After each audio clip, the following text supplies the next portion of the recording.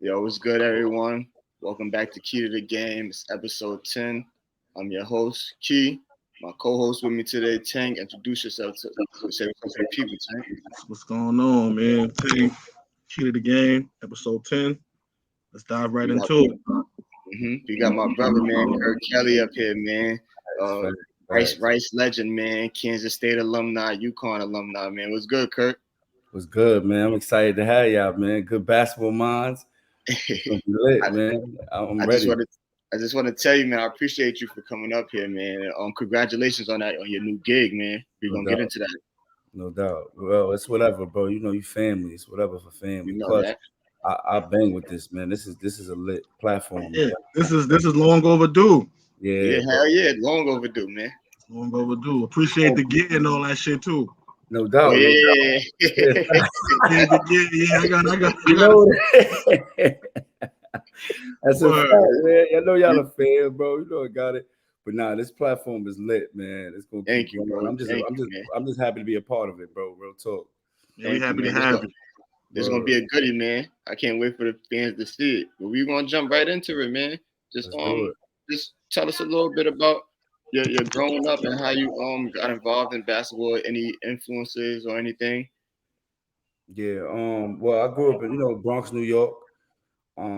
Grew up like 20 blocks from Gauchos, 168 Grand Concourse. That's where my mama stay. Coming up in middle school, I didn't really start playing ball till like seventh grade. Then I started like taking it a little serious towards seventh, moving to the eighth. Funny thing is, my man Terrell McKenzie, Edgar Sosa, and Kashi Pratt, they came and basically was like scouts at my middle school championship game. They brought my coach Dwayne Campbell. They brought him through, and that was the first time they saw me or whatever. And I was just this. I was trash. I was terrible. I wasn't really good.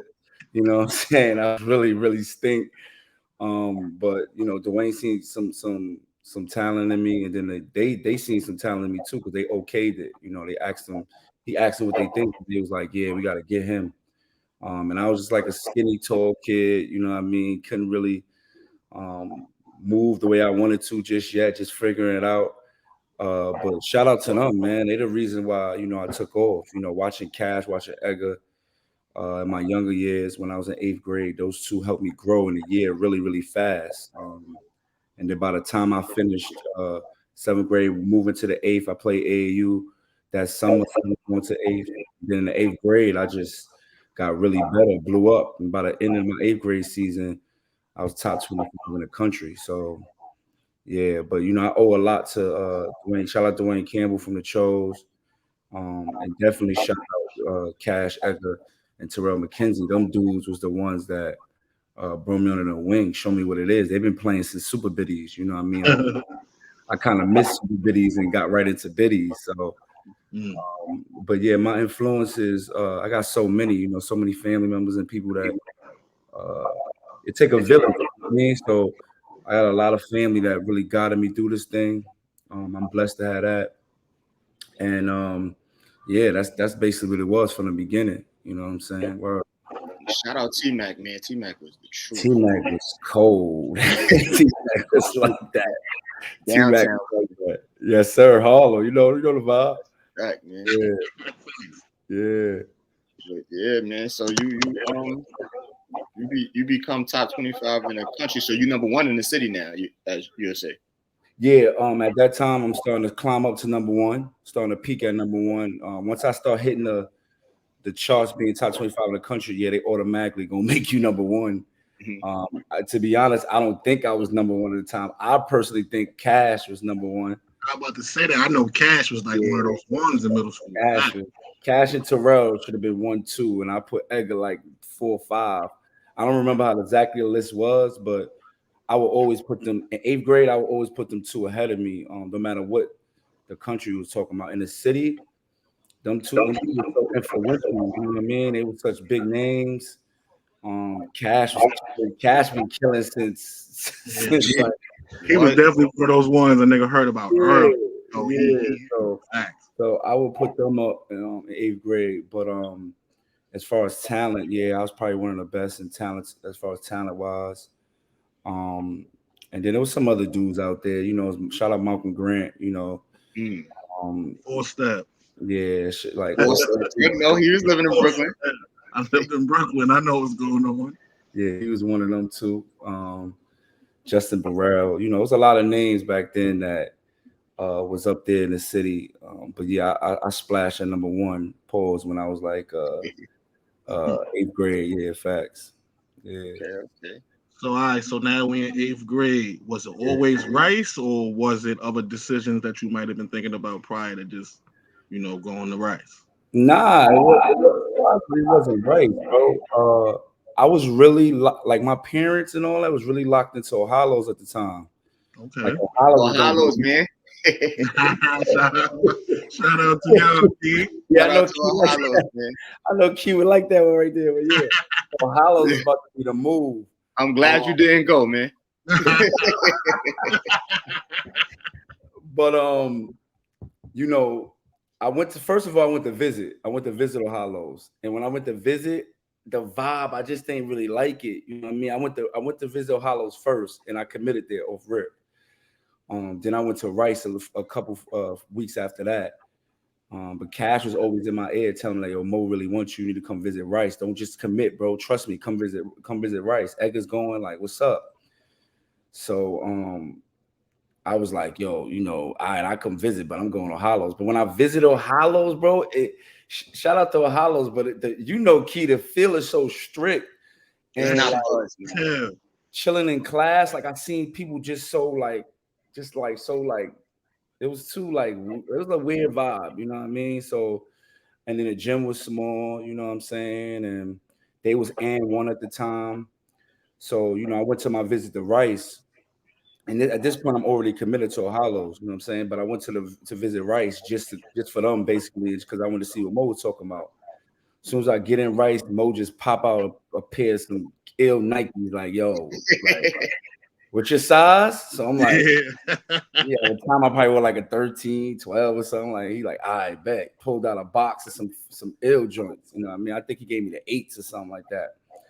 And when he did that, I'm like, oh, okay. But then when I'm walking through the halls and I'm chilling at lunch, the feel was just so much more different than All Hallows. Like people joking, like it's all boys, but people like snapping, people laughing, joking. It was just more of a cooler vibe.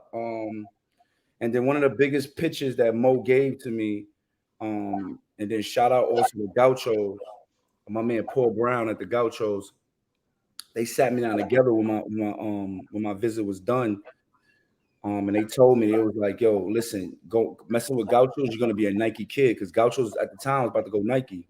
And they was flirting with Nike a little bit. So he was like, you're gonna be a Nike kid. So it's bigger than just, you know, the school. It's also about brand. You know, it will help you build your own brand and build your name up. Like Mo kind of really had that down pat, that pitch down pat back then.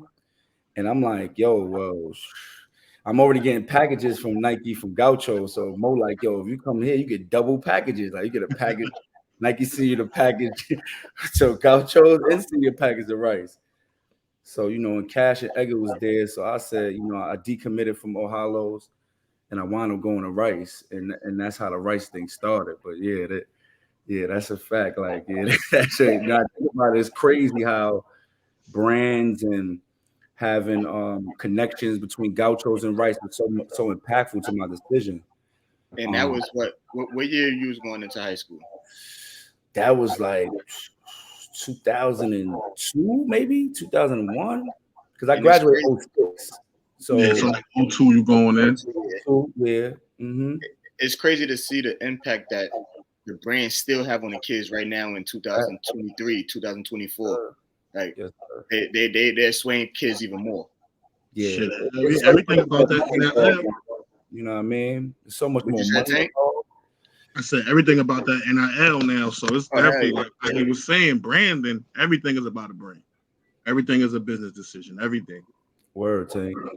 How you think you'd have been in that NIL era?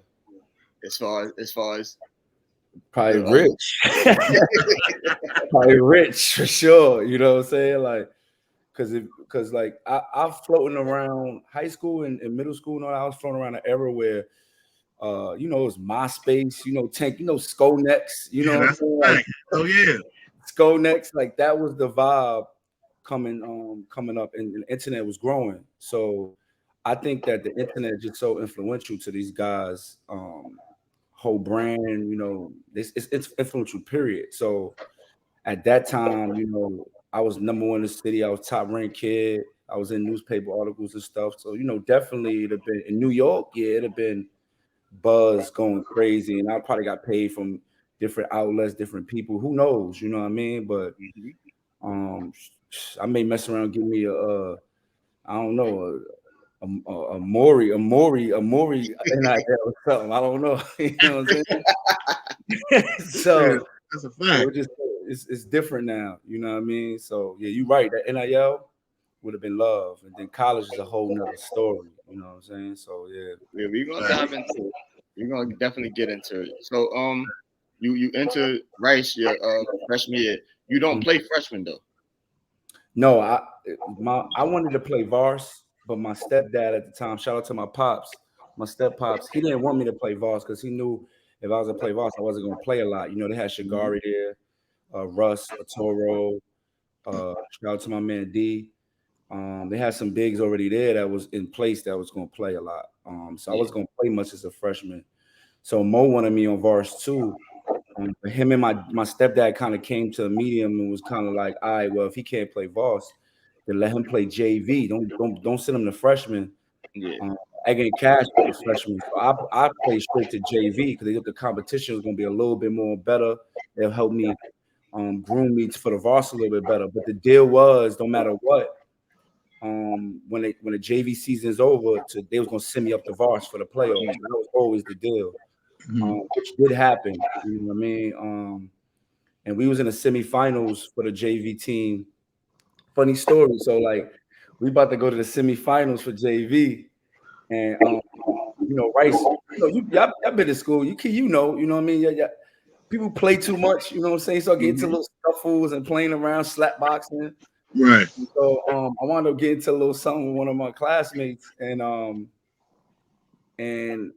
come like what happened was basically like I cut my finger, and I cut my finger bad. So when I cut my finger, I couldn't play. I couldn't play in the JV semifinals. So I had to like sit out for a couple of weeks, let my finger heal because I had to get stitches, and then that's when they moved me to Voss. I really believe that if I'd have played in that JV time, we'd have probably for sure won a JV championship. But yeah, JV was dope though, man. You know, shout out my man Latrell. Latrell was on my team. Marcus, man, that's Uptown, man. He from the hood. Yeah, shout out Latrell. It was a lot of dudes on that team that was my big homies and definitely looked out for me coming in. So yeah, definitely it was a dope experience though for sure. You know what I mean? Yeah, I moved up to Vars from there. I played basically 2 games in Vars, and one of the games that I played was against Malloy, against Yada, Marlon Smith. You know what I'm saying? And we played them at Malloy, and they killed us. They beat us. You know, they beat us, and we wound up getting kicked out the playoffs or whatever. We was done. We was done for the city chip. But that seeing that, you know, seeing Shigari and seeing Yada went crazy. Yada went, shout out Sunday Yada Games. Yada went dumb. Yeah, and, shout out to Sunday Yada, man. Yeah. We're gonna talk about the EYBL team too. I had Truck up here. He said they the best. They was the best Gauchos team that took Peach Jam. So we're gonna get into that because I know you was on that other championship team. and Russ Rob had a lot to say about that under my comments, man. So you gotta defend him, man. Oh man, that's gonna be interesting what he say with my response. We'll get into that though for sure. We're gonna get into that. So you know, like that experience that gave you the experience, and it gave you like the confidence going into next year where you actually played ball as a sophomore. Yes, it did. Hop on that experience. The experience was nervous at first, you know, even though I was top ranked. you know, when you play Voss, it's like you gotta play this, you know, boys getting ready to go to college. You know what I mean? Shout out to my man Auturo. He was the one that kind of like took me under the wing when I got on Voss. I was everywhere with him. You know what I mean? Like everywhere you go, everywhere I went, you know what I mean? I was with him. You know what I mean? He's my big homie at the time. He took me under the wing, showed me what it is. You know what I mean? Ladies coming after Rice is getting out. He telling me, man, introducing me to the shorties, introducing me to the girls. It was crazy. But it took me a little while to get adjusted. But one of my biggest games was against Chester, and they was top ranked. In PA? Yeah, exactly. Okay. Yeah. The legendary Chester in PA, yup. Right. And I came off the bench and went crazy. I went crazy. Like Russ was throwing me oops. And I'm only a sophomore, you know what I mean? And I think that propelled me to influence Mo to be like, all right, I gotta play him more, and I gotta like make sure like I basically started. You know what I mean? So it was games I come with the bench, it was games I started. But that experience was just a learning process. You know what I mean? Toro was older, Russ was older. They was the older guys about to graduate, so I had to wait my turn. Shout out to Jay Mills, Jarrell. He was on the squad.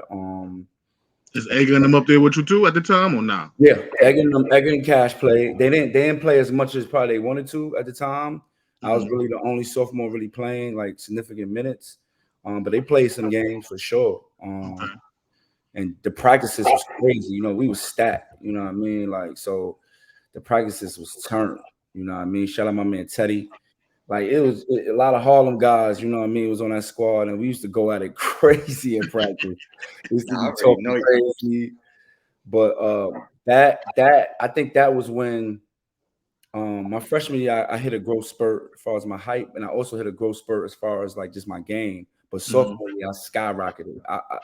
Coming into that summer, my sophomore year, I was ready for the AAU at a different level. You know what I mean? At this point. I was reaching like top 10, top 7 in the country. So, that season was great. Playing for Mo was great. But the biggest thing about that season that you just talked about Russ was Russ. I think Russ was the dude that also took me under the wing. Russ didn't really like to take me around like Auturo. Auturo showed me the lifestyle. You know what I mean? Auturo showed me what the lifestyle was and how to operate with the lifestyle being one of the outside of basketball. Yeah, he had me outside, you know what I mean? But Russ kind of taught me how to be the beginning of being a pro, you know what I mean? The work to put in, and he kind of told me about not to really like worry about the other team, not to fear the other team. He came with this like Russ got like a nasty, mean personality, ego to him that makes him phenomenal. Mm-hmm. He'll if you ask him, no one was better than him. And he always would tell me, like, nobody better than me, bro. You not better than me. Nobody better. I don't care who ranked what. And in practice, he was a monster. Toro was a monster too. But Russ, ain't nobody was messing with Russ in practice, bro. Ain't nobody messing with Russ when we went out to play. Russ was killing everybody. So yeah, Toro showed me the lifestyle, and Russ put me on to like just being one of the top guys and how to prepare for that. And then I wound up playing with them also at Chose. Not to cut you off, I gotta speak on this because what you said, like the persona that he had, he wrote in my comments. He said, I already knew what I was about to say it, but go ahead. He said, people ghosts of that era. I'm gonna say his name, Sebastian Telfield. He got to play with him. Yeah, he said Bassey was ducking him, Ronald Ramon, and at the Gauchos. He didn't want to. He was sitting up games, not coming to games when they played against them. Man, tell me what's up, man. Is that the truth or not? Nah, that's a fact. I mean, that's a fact. I would think that Tiny, if you hear Tiny and Sebastian's side, they probably wouldn't say they was ducking. They probably said the timing wasn't right, this, that, and the third. But it's a fact. You know, Russ is one of them dudes where like. It don't matter who, Joe Crawford, I went to Kentucky, you know what I mean? Like, it was some hitters out there in the country that we was playing against. And Russ wanted parts. Russ, he ducked no smoke. He wanted parts of everybody. He was fiending. Like, he one of them dudes that be talking about it and be fiending. Like, when I play against him, I'm a violent. Like, he one of them type of guys since we was young. So he definitely couldn't wait for Sebastian. And We tried to set it up for Rice Lincoln. We just couldn't get the site. Mo wanted to be more uptown, and Tiny wanted to be in Brooklyn, and they couldn't come to a meeting with that. But Russ, Queens, man.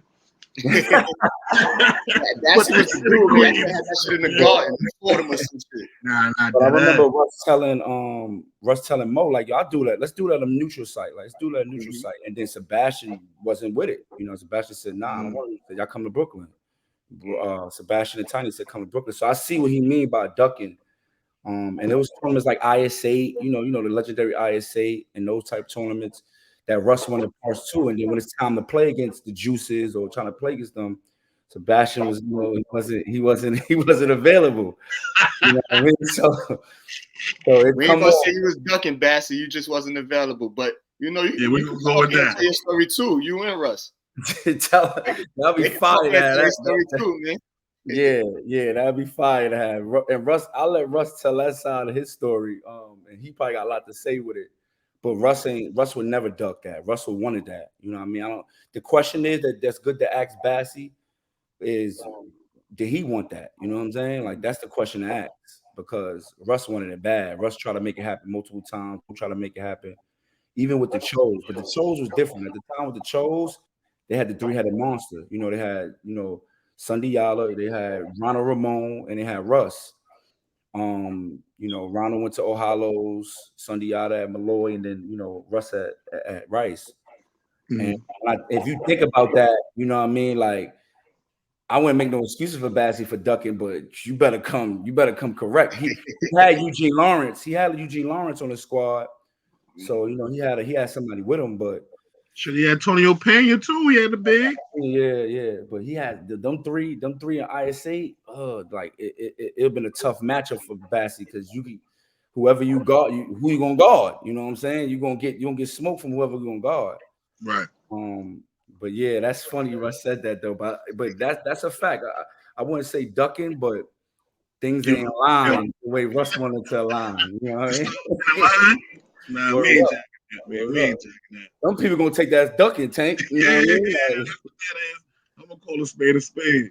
All call out the story, man. That's a fact. Where I'm from, though, honestly, I don't know where else, but he's from Brooklyn, man.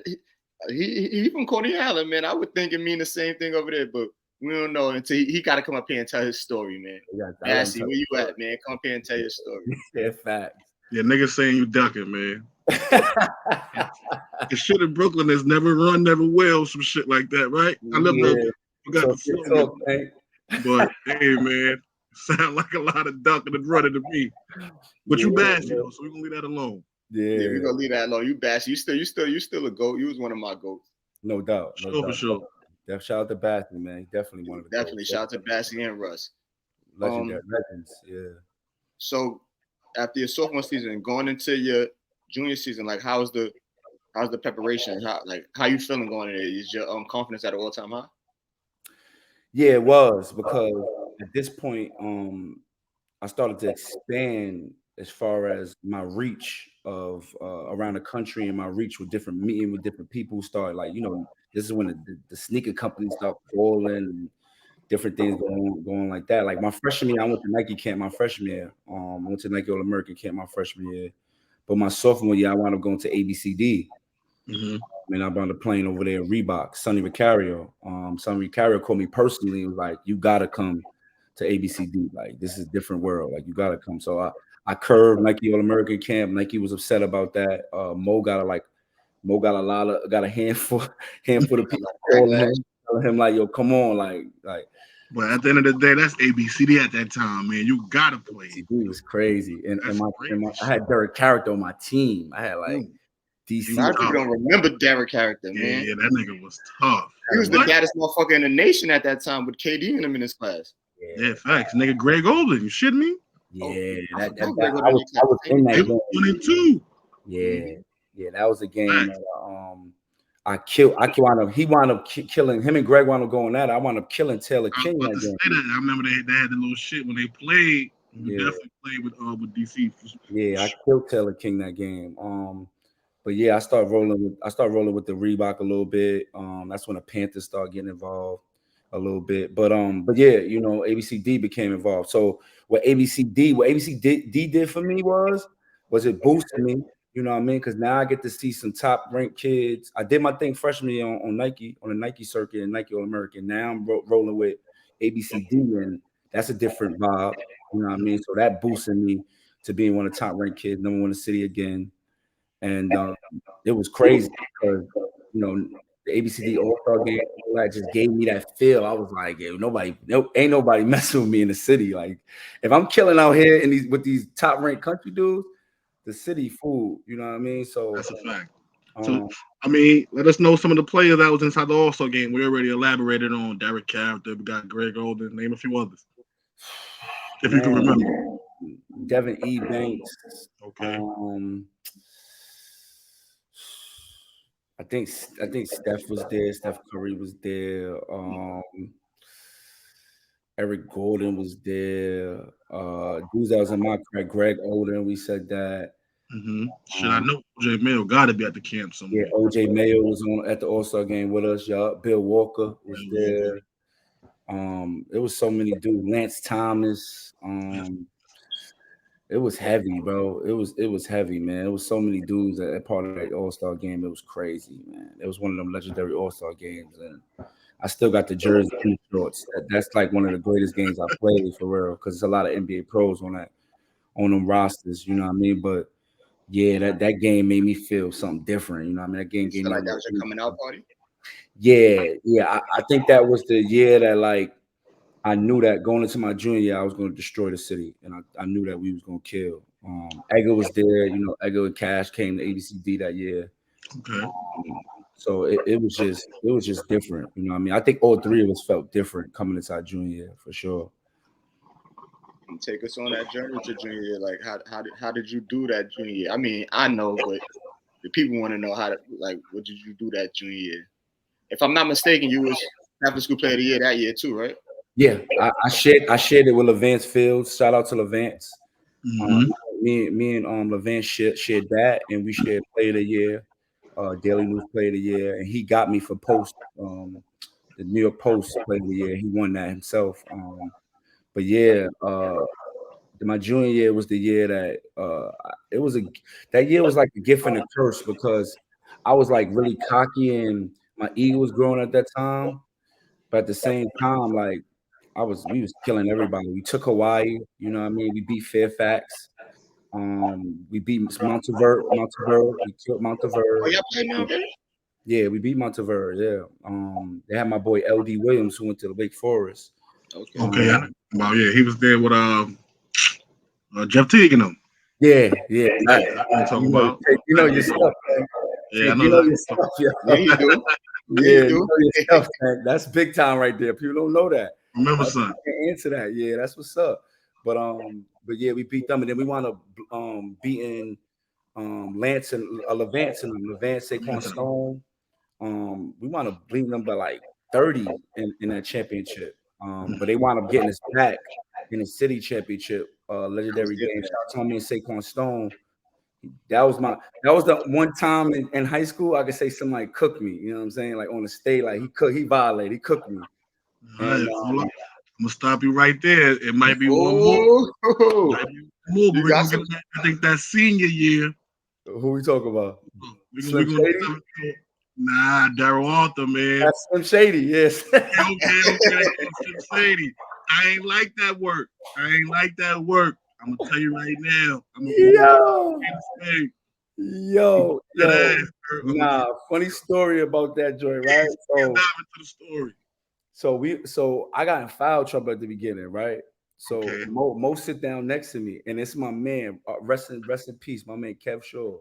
Like all my people that know Kev Shaw gonna be like, yo, everybody on the team gonna be like, yo, that's crazy. But he looked up at the score and he looked at Mo, because Kev is like very like open. He talk a lot of shit, you know what I mean? So he was like, yo, bro, he got like, it's only like 3 minutes in the game. He got like 10 already. So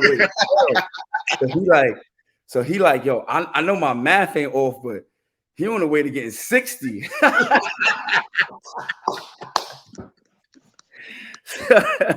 When I seen that shit online, I said, "Nah, this nigga."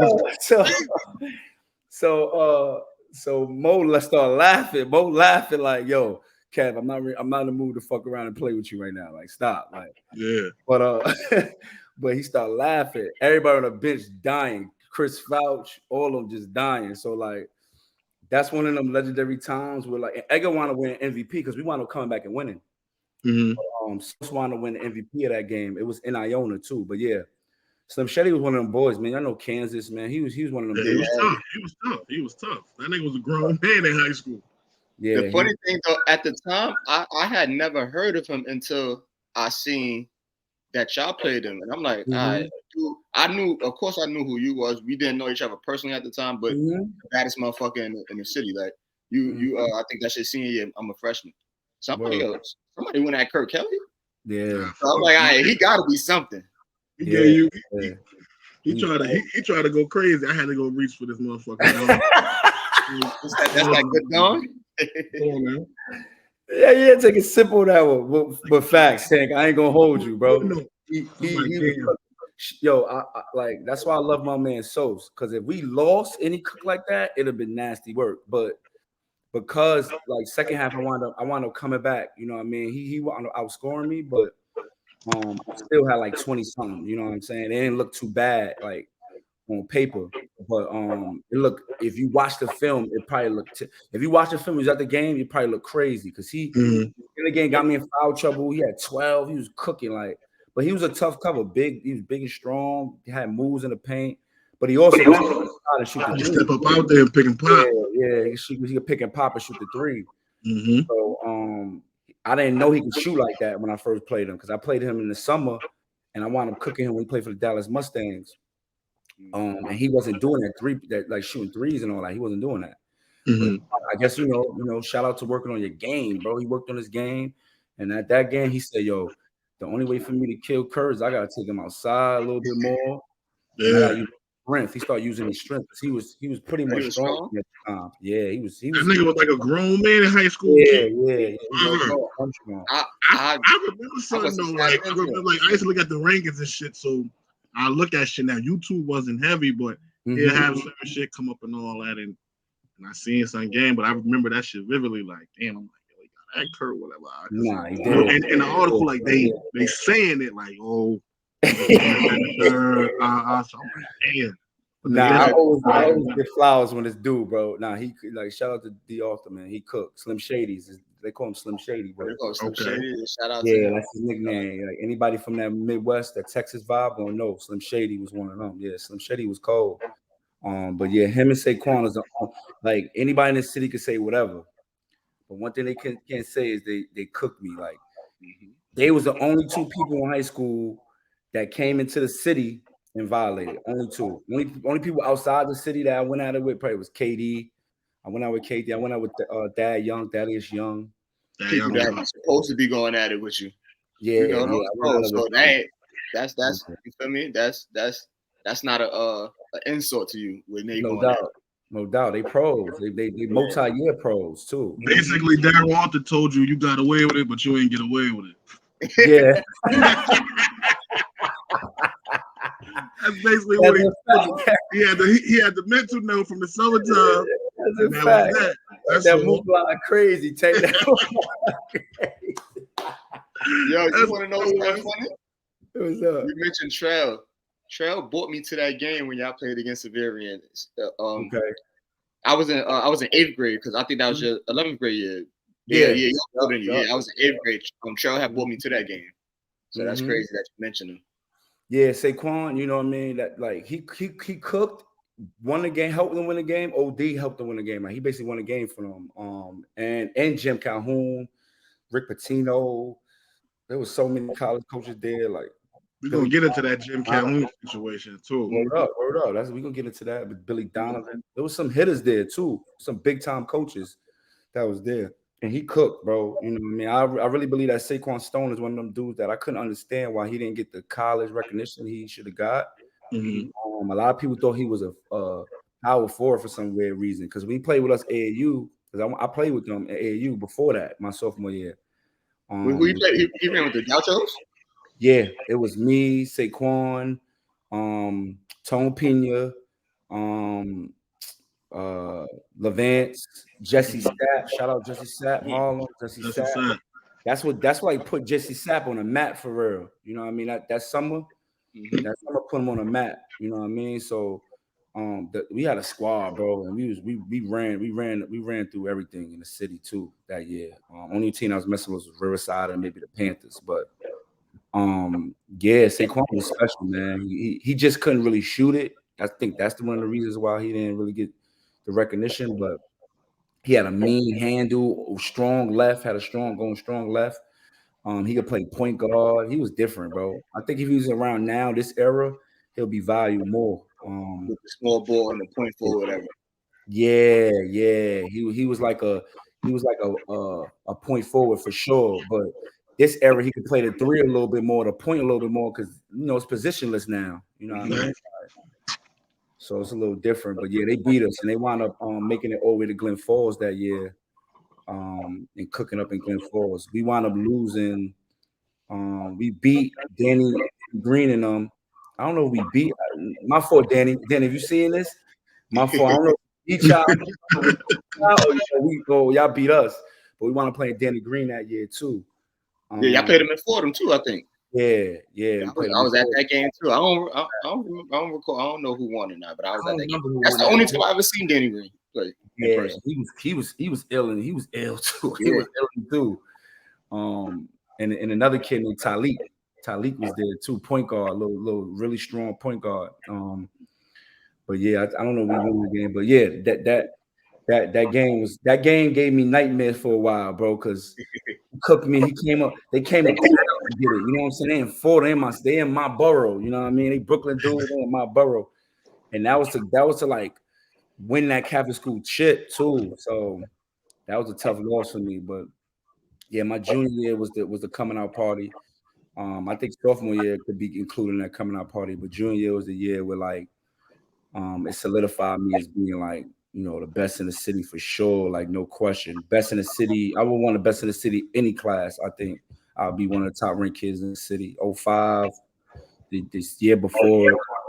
So yeah, that was one of them. Word. You got anything to add before we move forward? Nah, I mean, we could jump into, from there, it's the junior year, we go into the summer. How's the recruiting process now at this time? Man, every school in the country was coming through at this point. Florida, Kentucky, Coach Tubby at Kentucky, Billy Donovan came to Rice, Jim Calhoun pulled up to Rice, Calhoun, Big Patino, like they all coming through at this point. Mm-hmm. And the schools I narrowed it down to that I wanted to go to was UConn, Texas, and Georgia Tech. That was my three schools. I like, huh? Why those three? Not to cut you off. Nah, you good. I like Calhoun because at that time he was producing players that played my position. That 3-4 that could play multi-position like Charlie Villanueva, Rudy Gay. Mm-hmm. I mean, then he had the big fellas, Josh Boone, Hilton Armstrong. That was around the time they was being produced, and I thought that was a no-brainer because that was my position, and he did a great job at that time was producing like high-level pros at the forward position. Texas, because I love Rick Barnes, and I love his style of play. And I actually was going to go there. One of the mistakes I made is I made them wait too long. Rick Barnes really wanted me, and KD committed. So I was on the radar before KD. I think they wanted KD, but everybody thought KD was gonna go somewhere near the crib, near the East Coast, more near DC. And one of them. And I was like really talking to the Texas coaches a lot at the time. And I like Rick Barnes, man. But KD committed, and then when KD committed, Rick Barnes called me and kind of was like, "Yo, listen, man, like, we got a lot of guys that we want. You know what I mean? You one of them guys we want. But if you don't make a decision soon, we gotta move on that type of wave." And I was so cocky and big headed. I was like, yo, I felt at the time me and KD played the same position. So I was like, yo, I don't want to play. He's gonna play power forward, small forward. I ain't really trying to play with him. And then Damian James wound up committing. And then when Damian James wound up committing, it was over for Texas for real. He's another tweener. Yeah, he's another tweener. But seeing Texas how they played at that time, I could have played with KD though. You know what I mean? Like all three I could have played. Yeah, facts. You know what I'm saying? So, but I wasn't thinking at the time. I was, you know, when you in the midst of your peers, you ain't thinking like he about to be KD. You thinking you about to be KD. Hell yeah. So like, so you're not thinking like, yo, he about to be some other shit. Like you ain't thinking that. You know what I mean? I'm thinking like, yo, that's an op. Like, and at the time, he was my man. Me and Social used to talk to him like almost every other day. He used to call us a lot at the time, you know what I'm saying? But I'm thinking like, yo, that's the odd. So when them two committed, I pulled Texas off, and then Georgia Tech because I really like Paul Hewitt, dog. I thought he was OD to me, bro. Like he was a black coach, you know what I'm saying? He knew his stuff. I like his offense. I like the fact he played a fast pace ACC. It's in Atlanta, you know what I mean? Nike school. You know, and then when I met with him, he kept it a buck with me. It was kind of like, yeah, we really want you, but if you plan on coming here as a tech school, you gotta get your grades up. You know what I'm saying? At the time, my grades wasn't terrible, but you know, when you get into tech schools, you really gotta have the grades. You really gotta have everything on time. My SAT scores didn't come back the way I wanted it to. So he wound up saying like basically like what you want to do, like if do you want to go to prep school or whatever, and I'm like prep school, nah. So I curved.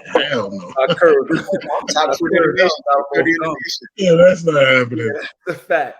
One school that I always thought about, and I wish I would have kept them high on my list, was Florida. Billy Donovan and I never really, I was too young to realize that Billy Donovan's offense and his style was so compatible to my game. But at the time they had some hitters too. They had Joakim Noah, you know, that was around that time when they was coming up. And my man, shout out to my man Jonathan Mitchell, Mount Vernon. He wanted man going there. So you know, UConn was the wave, and Syracuse is another one I wish I would have had high on my list and took a visit. I took a visit only to Georgia Tech and UConn. That was the only schools I visited. Hold on, you only visited 2 schools, bro? Nah, you crazy. We'll take advantage of that. Yeah, the 5 that they give you and the extra 5 that nobody know about. Yeah. I tell guys now, high school guys now, that you know, take all your visits, you know, do due diligence, like lock into like studying the games, watch a lot of the basketball, watch the styles. You know, one of the things you need to understand when you come into these college, to these schools is first of all, does the style of play match you? Then you got to think that does the coach match you? You know what I mean? Like you got to look at how he coach and the type of person you are, and does that match is that compatible? You know what I mean? But that them schools is all like really high level, really dope. I just had an epiphany, man. I'm like, dude that called out the Utah trade. What's his name? The dude, the basketball analyst. When he was like this, I'm feeling like him now. Because all the schools you named was Nike schools. They trying to Yeah. You ain't entertained nothing else, huh? Nah, I wasn't Adidas schools and Reebok. Nah, I wasn't entertained. None of those, bro. You know, Rick Pitino. Another funny story. Rick Pitino had came when I played at Mount St. Michael.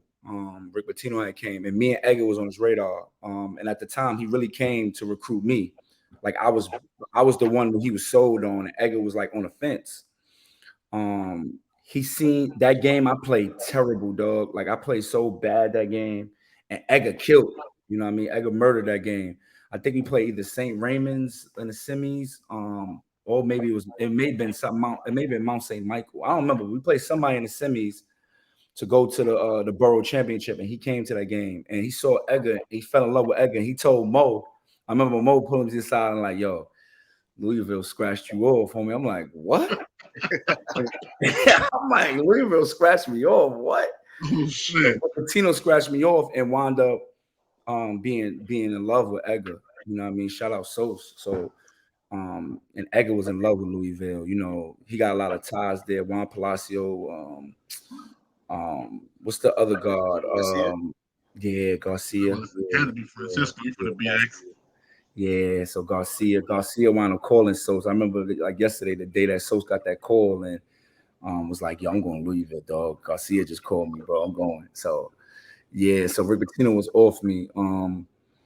But yeah, that whole, you know, that whole process is so important. And I don't think guys nowadays inside the city understand the process. You know, nowadays, bro, and I give a quick little gem for these young dudes. Like nowadays, don't worry about too much about what school you go to. Like, stop worrying about that. Worry about who love you. Like, worry about who like is designing and formatting things for you to have a big impact on their programs. That's what you should worry about, because whether you go to Syracuse or whether you go to Siena, if your dream school is Syracuse, you can still get there, but maybe your pit stop is Siena. You know what I mean? Like, especially nowadays with like back when I played, Tank, you had penalties back when I like you can't just it was people transferring because of that. Wait that year, so they had to stick it out. And if you transfer in conference, you had to wait 2 years. So no one was transferring in conference.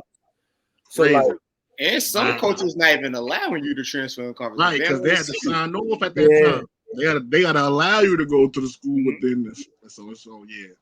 So now, so don't worry about, you know, for the guys that's getting high level recruits, do your thing. You know, take your visits, make sure you know, do your research, like understand.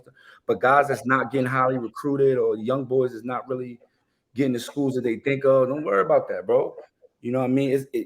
Like y'all two know, man. Like, and y'all definitely need to get, you know, some of these young dudes on the show, because they could kind of explain, like, you know, Marquise Noel, you know, like basically all the jellies, you know what I mean? Basically all the jelly fans, they all started at certain, you know, except for Quinley, the homie at Memphis, except for him.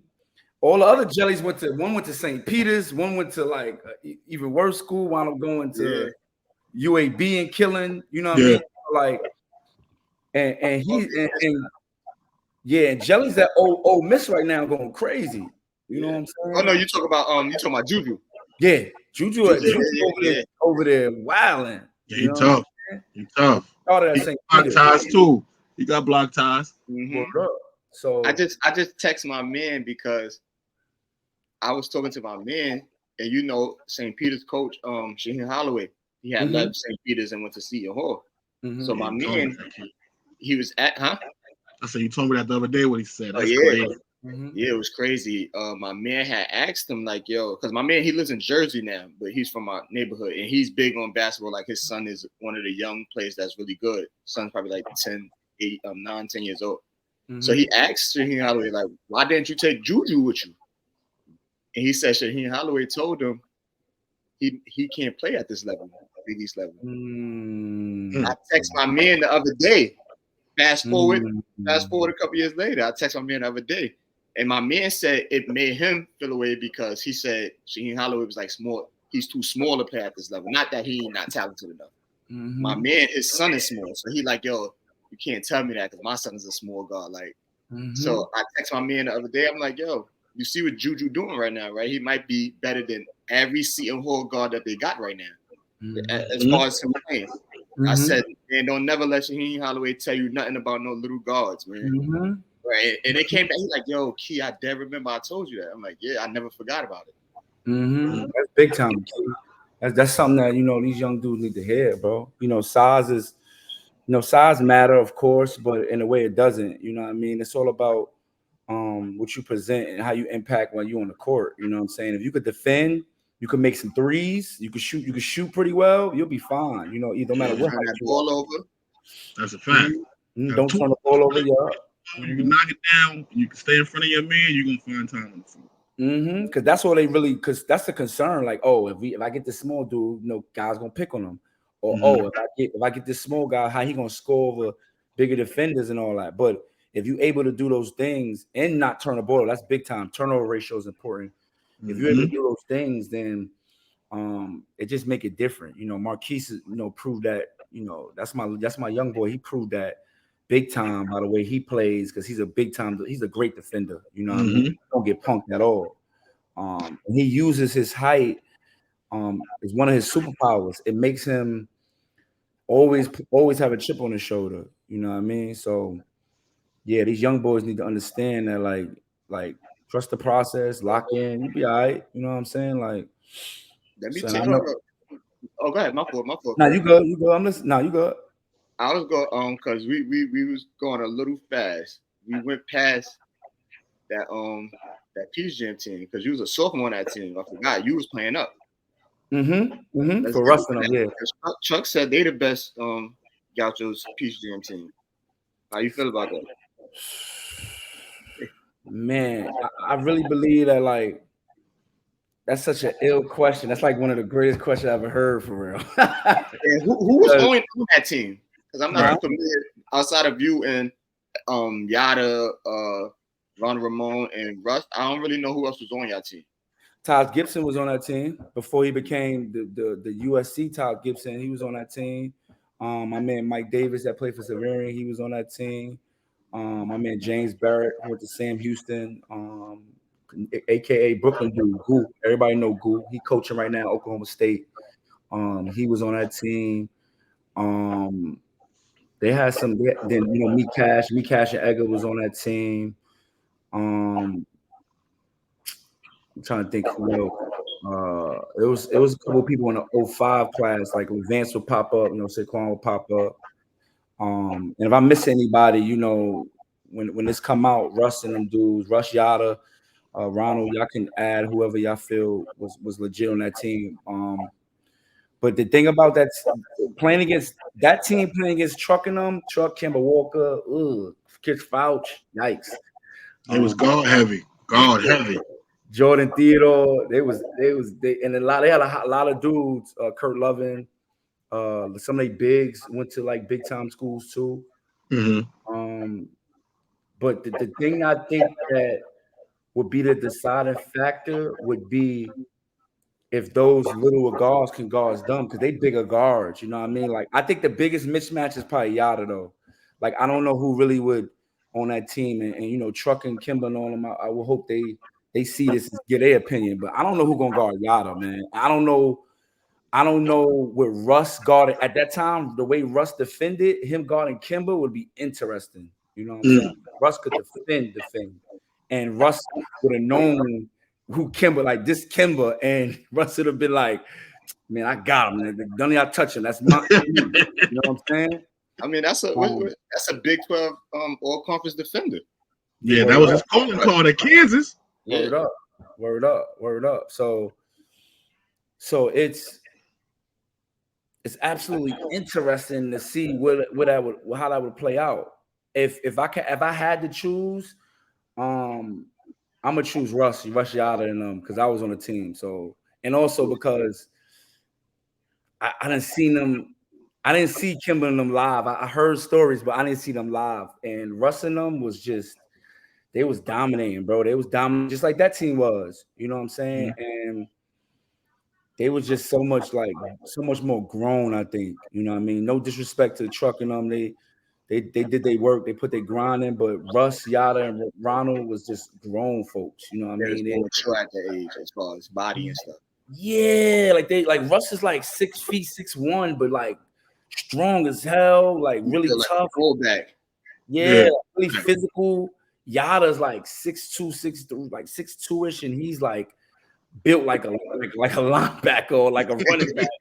He's built different. He used to post guards up and all that. You know what I mean? And Ronald not gonna turn the ball over, and Ronald gonna make a lot of threes. Like he gonna knock down a lot of threes. I think they had a deeper team though. So when you go down to the bench, it'll be interesting because I played some significant minutes on that team, and I was a young boy. You know what I mean? I was a baby. So when you go to the bench, it'll be interesting because they got Durant Scott too. Yeah, he was a young boy. You know what I mean? Durant special. That's my boy, right? That's my brother. So I would love to like. Key, you gotta get the comments popping, and you gotta have that discussion and see what people with their minds. You feel me? We're gonna stream one day, man. We're gonna stream one day, and we're gonna talk about this and have the live comments. Everybody get in. Yeah, bro. We're gonna fast forward to your senior year. This the year for you. Mm-hmm. This the year y'all win state, y'all win federation. Yeah. Like, tell us about that year. That was a special year for y'all, man. That was my freshman year. It was. So I watched it. Hold on 1 second. Can you give me 1 second? But yeah, that was a special year for them. Nah, I remember that year. Facts. That was my 7th grade year. I remember that year. That shit was a long time ago, man. Word. I remember that year. Yeah, man. The year started off messed up because and Edgar gonna kill me for saying this, but everybody know, Edgar got suspended, dog. So we started off like winning games, but we were struggling because without Sosa's a big piece to that team. You know what I mean?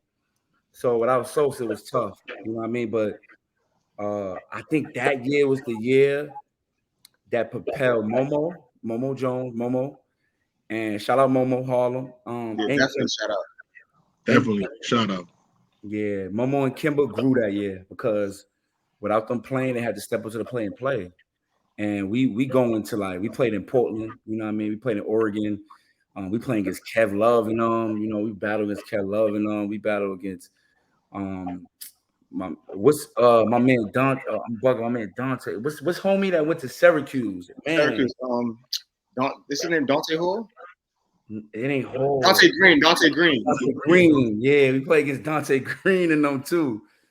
And we wound up losing to Kev Love and them, but we beat Dante and them.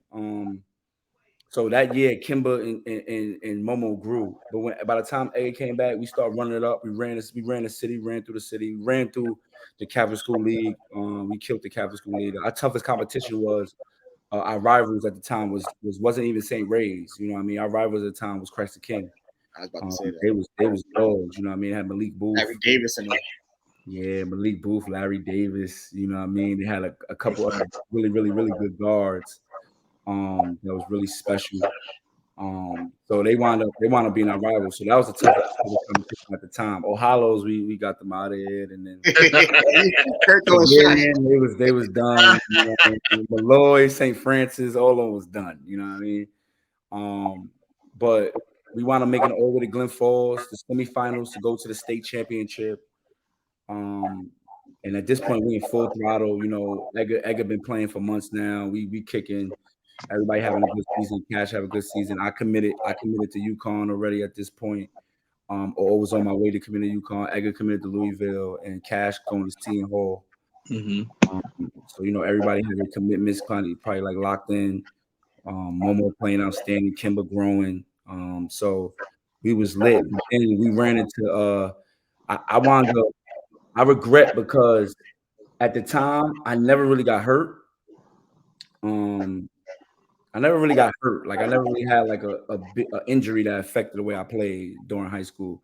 But I had this nagging injury at the time where I kept getting back spasms. So my back was messed up a lot. And we wound up playing Lincoln in the semifinals of state. And Tiny had a game plan where he was like, he put this big anybody that see this and know who I'm talking about, say his name, man, because I can't remember. But he had this big light-skinned fat dude, bro. and at the time I was killing they had my boy, what's the tall kid named What's his name? Walter? Oh, that went to Seton Hall. Brandon Walters. Brandon Walters, yeah. They had Brandon Walters on the team, yeah. So I'm cooking Brandon, but then they put him in, bro, and he just Pauls was just like pumping me, hitting me, like he was wilding on me, like pushing me out the air, and my spaz was starting to come back. So I had to sub in and out the game. And not to make no excuses, I wish I had dealt with injury better. But I didn't deal with the injury that well. I didn't play well that game that good. And Edgar didn't play well. Only one that really killed was Cash. And then they had the young boy Lance Stevenson. This is freshman year. Yeah, this is freshman year, right? Yeah, this is freshman Lance. And from that time when I played Lance, I knew Lance was going to be a pro. I was like, this young boy is illy. And he basically led them to the state championship. He killed us that game, bro. And hold on, y'all lost. I thought y'all won the state. Nah, we lost. We lost it. We lost to Lincoln and them. Yeah. Yeah, I think Lincoln lost the state championship game. They lost to Mount Vernon. Mount Vernon winning. That's a fact, Tank. Yeah, fact. They knocked them off. Yeah, so Lance and them locked us off, and then they wound up losing to Mount Vernon. And we beat Mount Vernon early in that year at St. John's. We beat them early in that year. So I believe we made a chance to beat them again. Like, we had their number. You know what I'm saying? Like, Mike Edgar used to kill Mike Coburn. Yeah. Shout out to him. Me and John Mitch used to go at it, but at that time, I don't think no one was able to keep up with me. Shout out both them. But yeah, bro, we want to lose in the semis. You know what I mean? In my senior year, but it was a blessing. Me and Sos wound up sharing the New York Post and Daily News MVPs. We was all city, all state. We was the top. Me and him wanted to be in 1 and 2. They listed us as the best duo in the state of New York. We was the best duo in the state of New York. One of the top 3 best duos in the country. And but we couldn't do it without Cash. You know, Cash was the glue. Cash was the main source. You know what I mean? And shout out to my man Vincent Johnson, Harlem guy Vincent Johnson, who's coaching at Robert Morris right now. Okay. Yeah, we had a team full of guys who loved each other and we was like brothers, you know what I mean? So that loss killed us. I remember crying. Like I said, we was crying, we was boo-hooing in that locker room when we lost that game, man. Yeah, because you got to understand, man, y'all guys been together since 7th, 8th grade, playing AAU and high school together. So y'all know it. That was y'all last game together. That was it. Yeah, that was it. It's bigger than basketball at that time. No doubt. But Edgar and Cash did a wonderful job. I had like Darrell Carter. He was under my wing a lot. And that was my young boy. And then Cash had Duran under the wing a lot. And then Edgar had Momo, Kemba, and Duran. They used to like basically follow Edgar. They was like, that was young boy. Edgar did a great job with helping Kemba and Duran and Momo. He helped them so much because Kemba learned how all 3 of them learned the work ethic. You know what I mean? Like when guys talk about the best in that era, you know what I mean? Like, and I never told nobody this, but the way that Edgar gets so much love and how much love and how much he recognizes as a legend is not only supposed to be that way, but he deserves it in another way because me, bro, I was just talented, kid. You know, feel me, Tank? Like I was just really talented. I was bigger than everybody.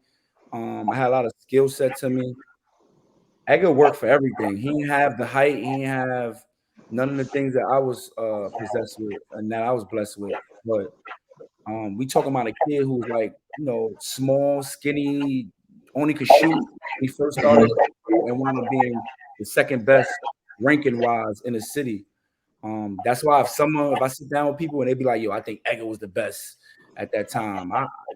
He deserves to be the best. When you put the work in like that, as much as he worked and his climb, and the way he climbed into the rankings, the way he went from being like 15 in the city to being number 2, like for 2 years. Just, you know what I mean? Malcolm Grant was ahead of him.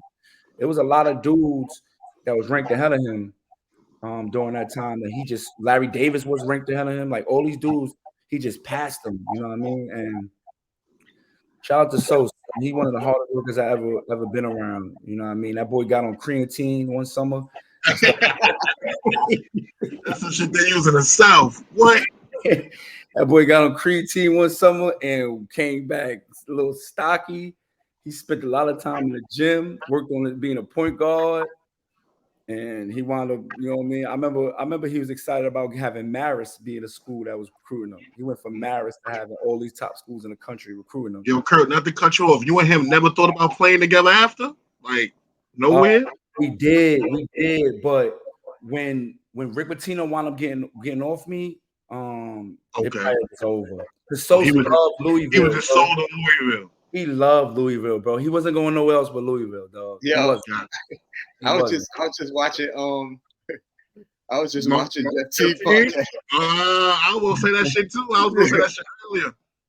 Yeah, he was saying how I know he wanted to go to Louisville. Yeah, he wanted to go to Louisville, but he said Rick Pitino told him he got this dude named Edgar Sosa. He said, "Who the fuck is Edgar Sosa?" he said, "Man, I was so pissed Louisville ain't recruit me, and they took Edgar Sosa over me, man." Word, but you gotta check that interview out, man.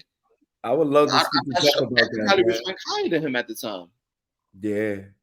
No, Edgar is in the class before him. Before him, he was behind him. Yeah, he was going to. Basically, Rick Pitino was like, I don't even need another guard for next year. I'm straight. I know I got him for at least 2. So Rick was told him how he was sold on them, basically. And I would love to talk to Jeff. You know what I mean? Because I'm first thing I'm gonna go to and I'm gonna pull a card is I'm gonna say, dog, did you watch him play AC Law? Or you may not see that. Like, yeah, that was freshman year.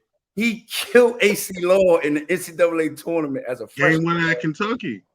Bro, you know what I mean? Like, I'm thinking this is a time I'm thinking like, yo, Edgar got one more year, he out. Like, this is when I'm thinking that. Freshman year, he was tough his freshman year. Yeah, so, he was tough. So I understand where Jeff coming from because he's top ranked and all that. He may not know no better, but he bugging out, bro. Edgar was, And back that's how you do, bro. That's a fact. Because I was telling that to my brother, like, yo, nah, because he was, my brother, believe be speaking in hindsight. So you can't speak in hindsight. You gotta know what it is at the time. Like Sosa is him at that time too. Mm-hmm. And but this Jeff Teague, nobody know that until nobody know he's about to be Jeff Teague. Nah, he was like number 70 something in the country. Yeah. So, he rolling with the New York City Guard. That's what Pitino loved him. He loved him back. And coming in, they had that year, coming in their sophomore year. They even coming into Louisville, they had Edgar, Earl Clark, Derek Carricker, my man Smith, my man Jerry Smith. Oh yeah, Smith. Facts. I remember Smith. They class crazy too. All-Americans. Earl Clark and was DC McDonald's?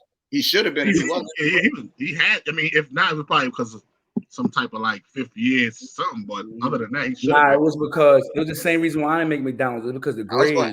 Grades was dirt.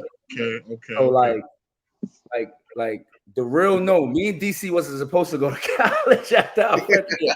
But money talk, things happen, and we want to make it into college. You know what I'm saying? But me and DC, I used to hang with DC like every weekend, bro. I used to go up to New Jersey, hang with him. Like I used to go to Newark and just like really like I take a train up there.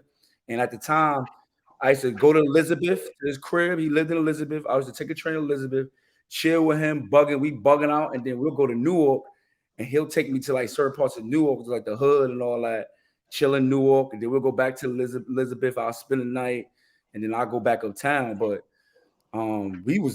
me and him, bro, if you ask him, bro, we wasn't doing nothing for us. Like school, bro, we was messing up in school at the time. So we wasn't really supposed to be ready for college at that point. So it's crazy. Like it's crazy how like things are like so political and things are so about like money and things are so anything. You could do anything when you one of them schools. Money.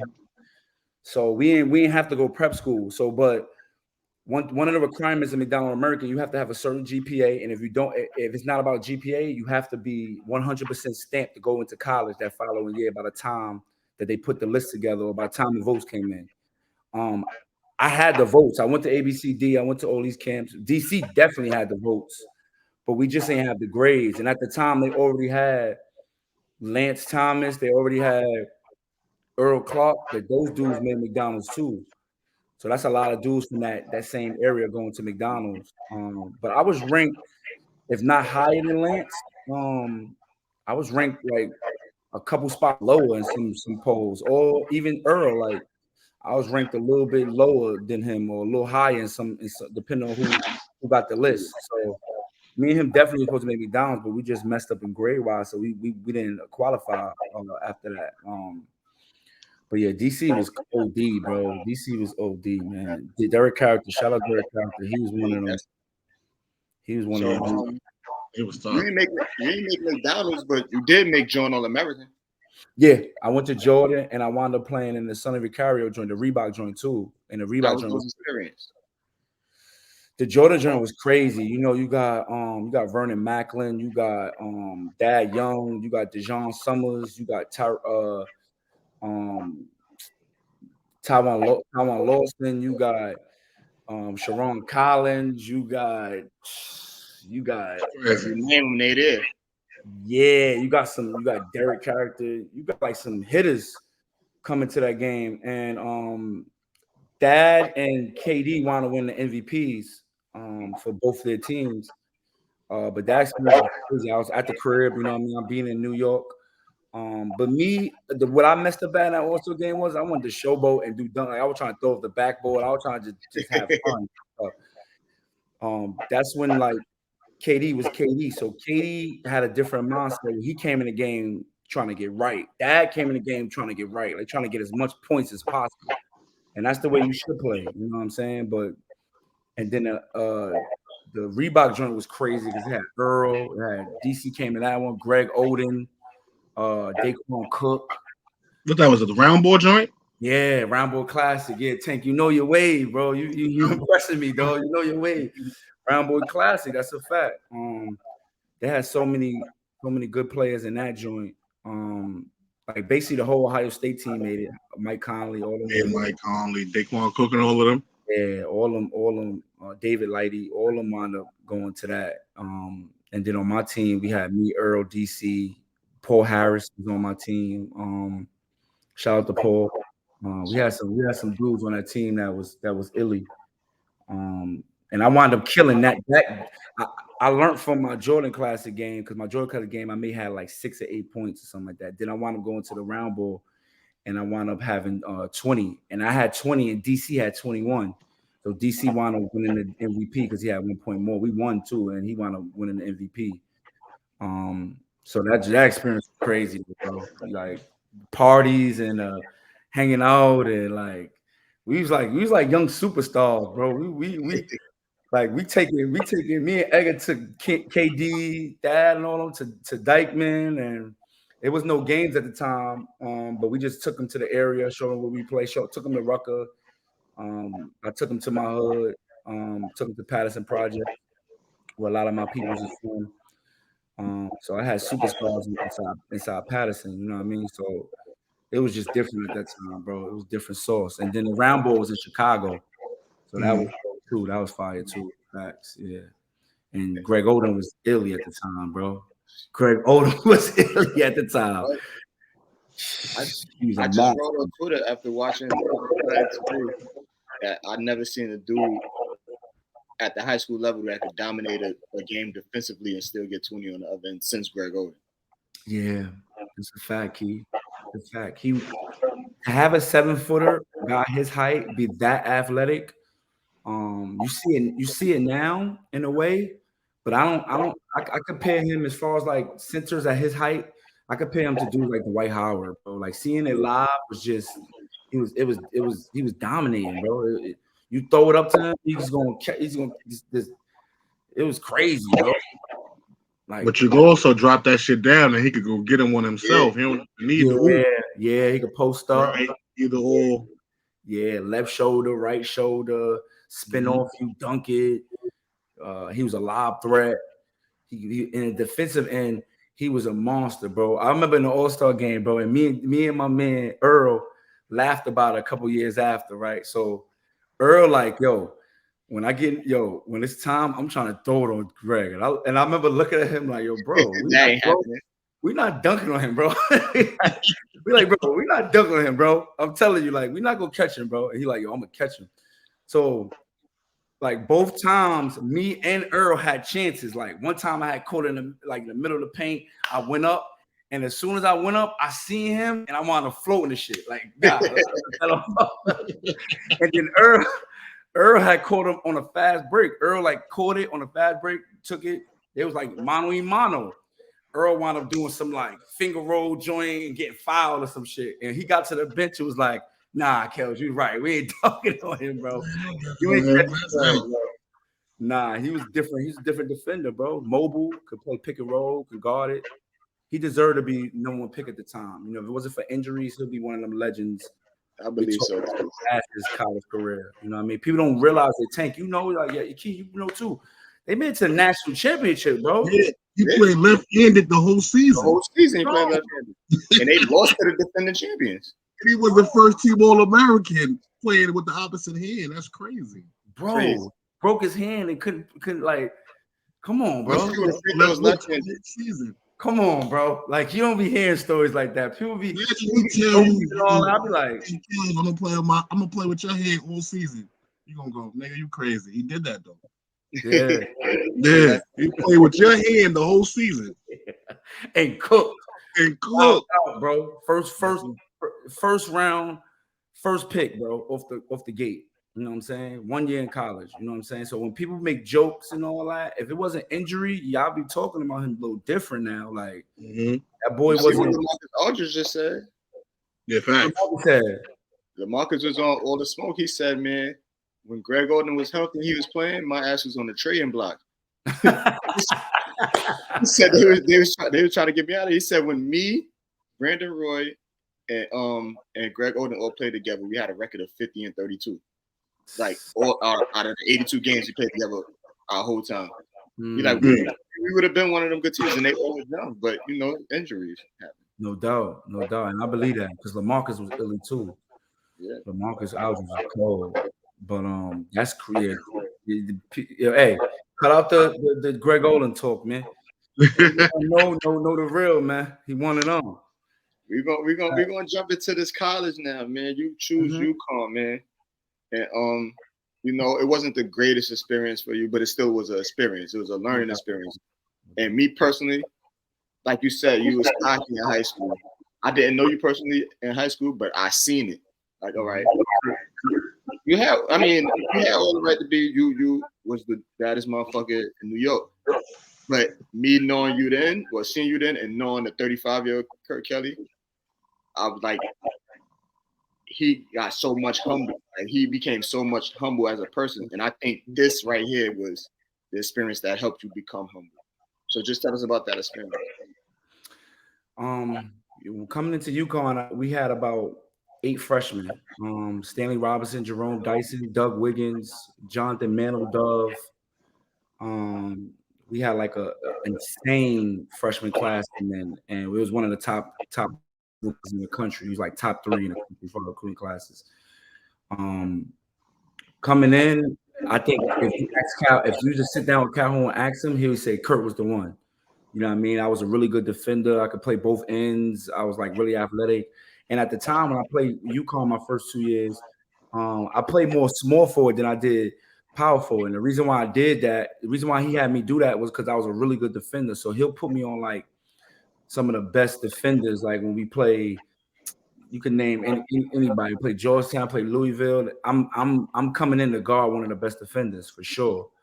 Especially if they on the wing or something. Terrence Williams, you know what I mean? Like I was guarding them hitters, you know what I mean? So, but one thing I think God put that experience in my life for is to give me not only, like you said, the humbleness, but to also make me understand that work is everything, bro. You gotta work. If you don't work, then it stunts your growth.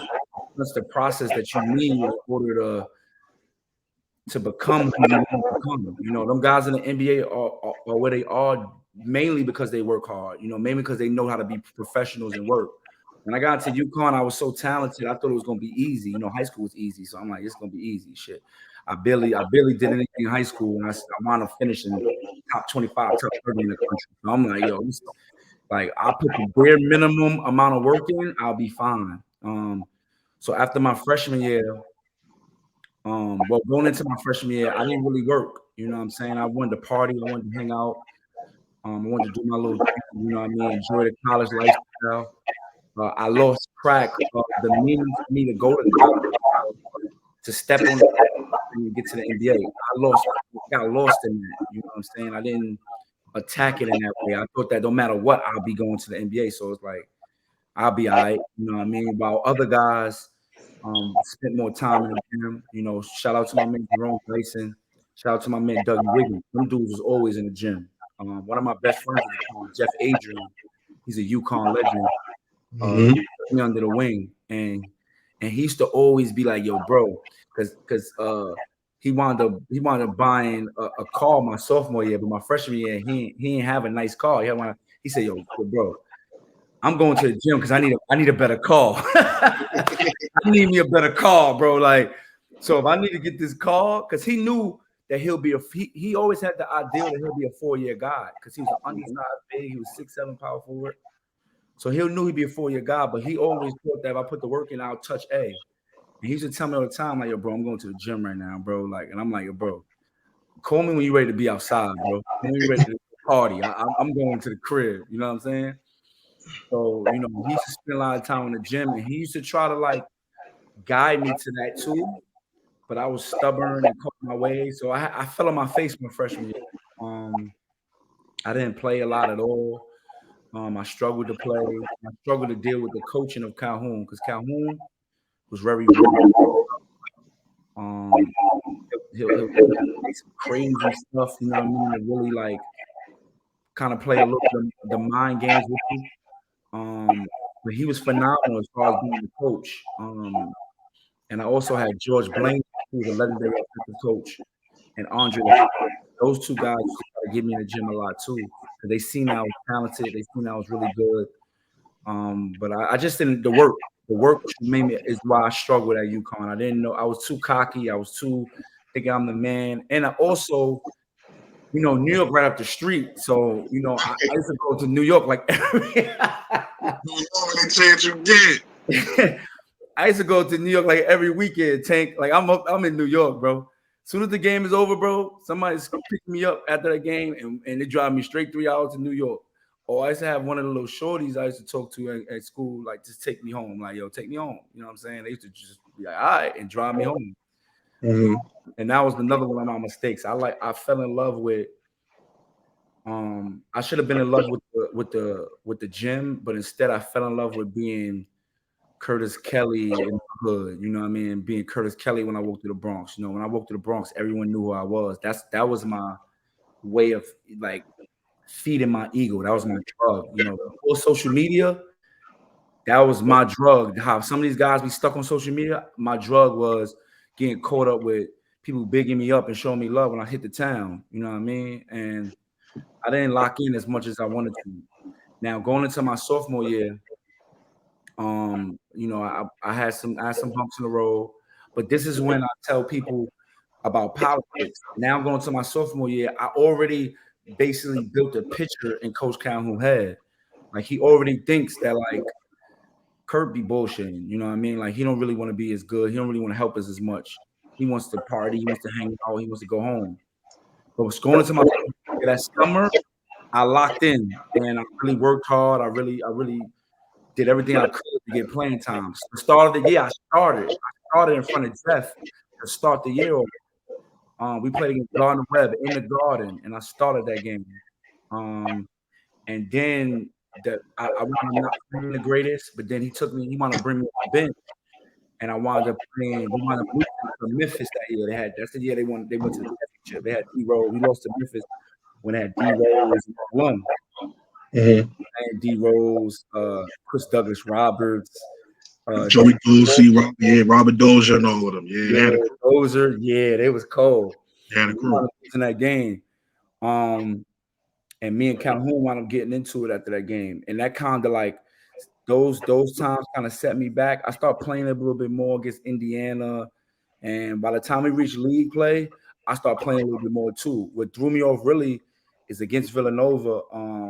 I had got my boy too. Oh my God, Scotty Reynolds.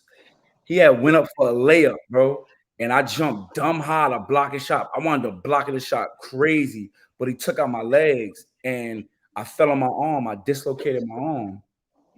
So when I dislocated my arm, I had to sit out for like I had to go to the hospital. They put it back in place. That experience was crazy, but I wound up sitting out for I think it was like 4 or 5 weeks. I had to sit out. I knew during that period I was going to transfer, and it wasn't because about the playing time, bro. I knew that I deserved what I had gotten for what I did my freshman year. You know, I was old enough and mature enough to understand that. But what messed me up the most was the fact that, like, when I was in that training room and I was putting the grind to get back on the court, Calhoun like never really came to see what's up with me. You know what I mean? He never came to check up on me. He never really asked how I was doing. You know what I mean? That kind of changed my mindset of him in a way. But me being a coach now, I understand that it's just business. You know what I mean? Like in reality, he's worried about so many other. He worried about winning games, bro. He worried about trying to help his team top 5 in the country and go to the NCAA tournament. So he can't really tend and nurture to a player who's a role player who helps him win some games, but he not helping him like I'm not helping him the way Jerome Dyson is. You know what I'm saying? So I think in that time, I was like, yo, I gotta get out of here. You know what I mean? So I wound up coming back right before NCAA tournament. I played a little bit in the NCAA tournament, and then the season was over. I wound up looking at my stats one day and was like, damn, I only played this amount, I averaged this amount. Like, what I'm gonna do? I went home. I wound up playing all these city tournaments, Kingdom, Rucker, killing them joints. You know, anybody want to talk crazy about me, anybody that want to say I ain't play, I bet. I'm gonna take it out on everybody that I run into during that time. And that's how during that process, and Rucker, when I played younger, in my younger years, they called me Sky's the Limit. That was my nickname. And then going into my freshman and sophomore year, when I came back home and played, they started calling me the Great Adventure. Shout out Kenny Stevens, the owner of Dyken. He wound up giving me that name. I played with the young ones. With Adris. I played with Adris. Too hard to guard. Yeah, I played 2 other guard, me, Cash, Edgar, a couple other dudes on that team too. And he gave me that name. But that game, those games gave me the confidence to say that, like, nah, I'm too nice, bro. I gotta go somewhere. I'm killing these dudes, and some of these dudes is in college doing them. So I need to go somewhere else. When I'm coming back from one of them weekends hanging out the crib, I sat down with Calhoun, and it was probably like maybe April. Like it was maybe later than that. Maybe it was like May. I wound up playing in like a little street tournament in May, killing.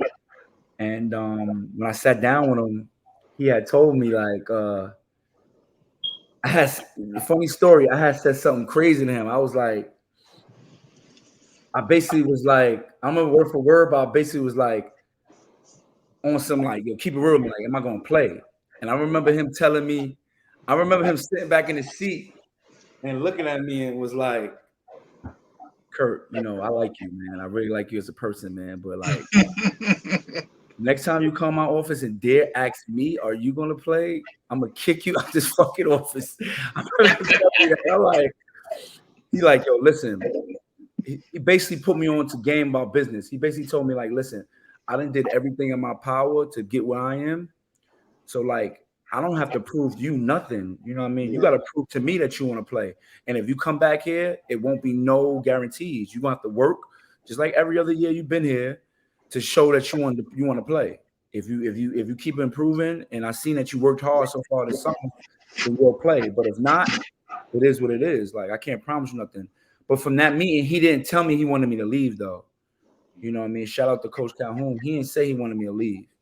And I always appreciate that for him. That means that he really thought I was talented and I was worth keeping. But he knew that, like, if he wasn't gonna promise nothing, I was gonna leave. And him being smart, you know, thinking the coach of mine now, then that's the way it should be. You know what I mean? Like, you make the decision. Like, if you come, you do right, you're gonna play. If not, see ya. I get somebody else. This is UCONN. Hey, you know what I'm saying? But to end that journey, Kemba wound up coming up, and he wound up being the McDonald American is, being a great player is. He wound up coming to visit. I was his host on a visit, and I remember telling Kemba, you know, if you come here, you know, you're gonna be a pro, bro. You can go to the A, you're gonna be fine. And then he was like, why though, bro? Like you didn't really play here. Like, so like, why you think I will? Like, why you think I'm guaranteed? And I said, because you work. that's all I had to tell him. Like, yo, bro, you work hard, bro. Just look at your process when you came from high school, you work hard. So the process just gonna keep processing, like you're just gonna keep growing. And he wound up committing after that visit. Calhoun wound up sending me off with a little gift. You know what I mean, for getting him Kemba.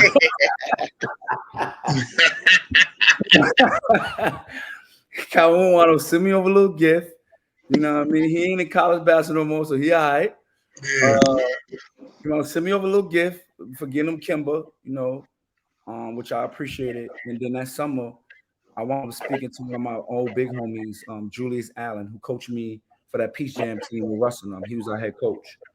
And he wound up telling me the year before when I seen him in Kingdom, he wound up telling me like, yo, assistant coach at K-State want to see if you want to go play for Hugs. His name is Frank Martin.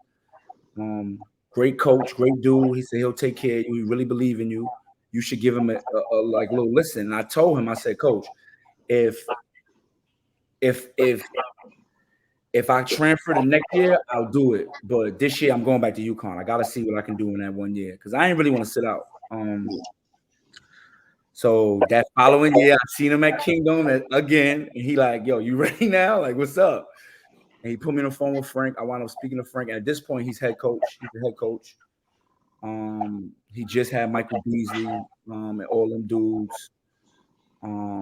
They promoted him. He was supposed to be assistant that year that Julius talked to me, but he wound up being head coach with Mike Beasley and them. And I spoke to Frank. I fell in love with him. You know what I mean? I thought he was a good dope coach. I thought he was good. I thought he was smart. He had a plan for me.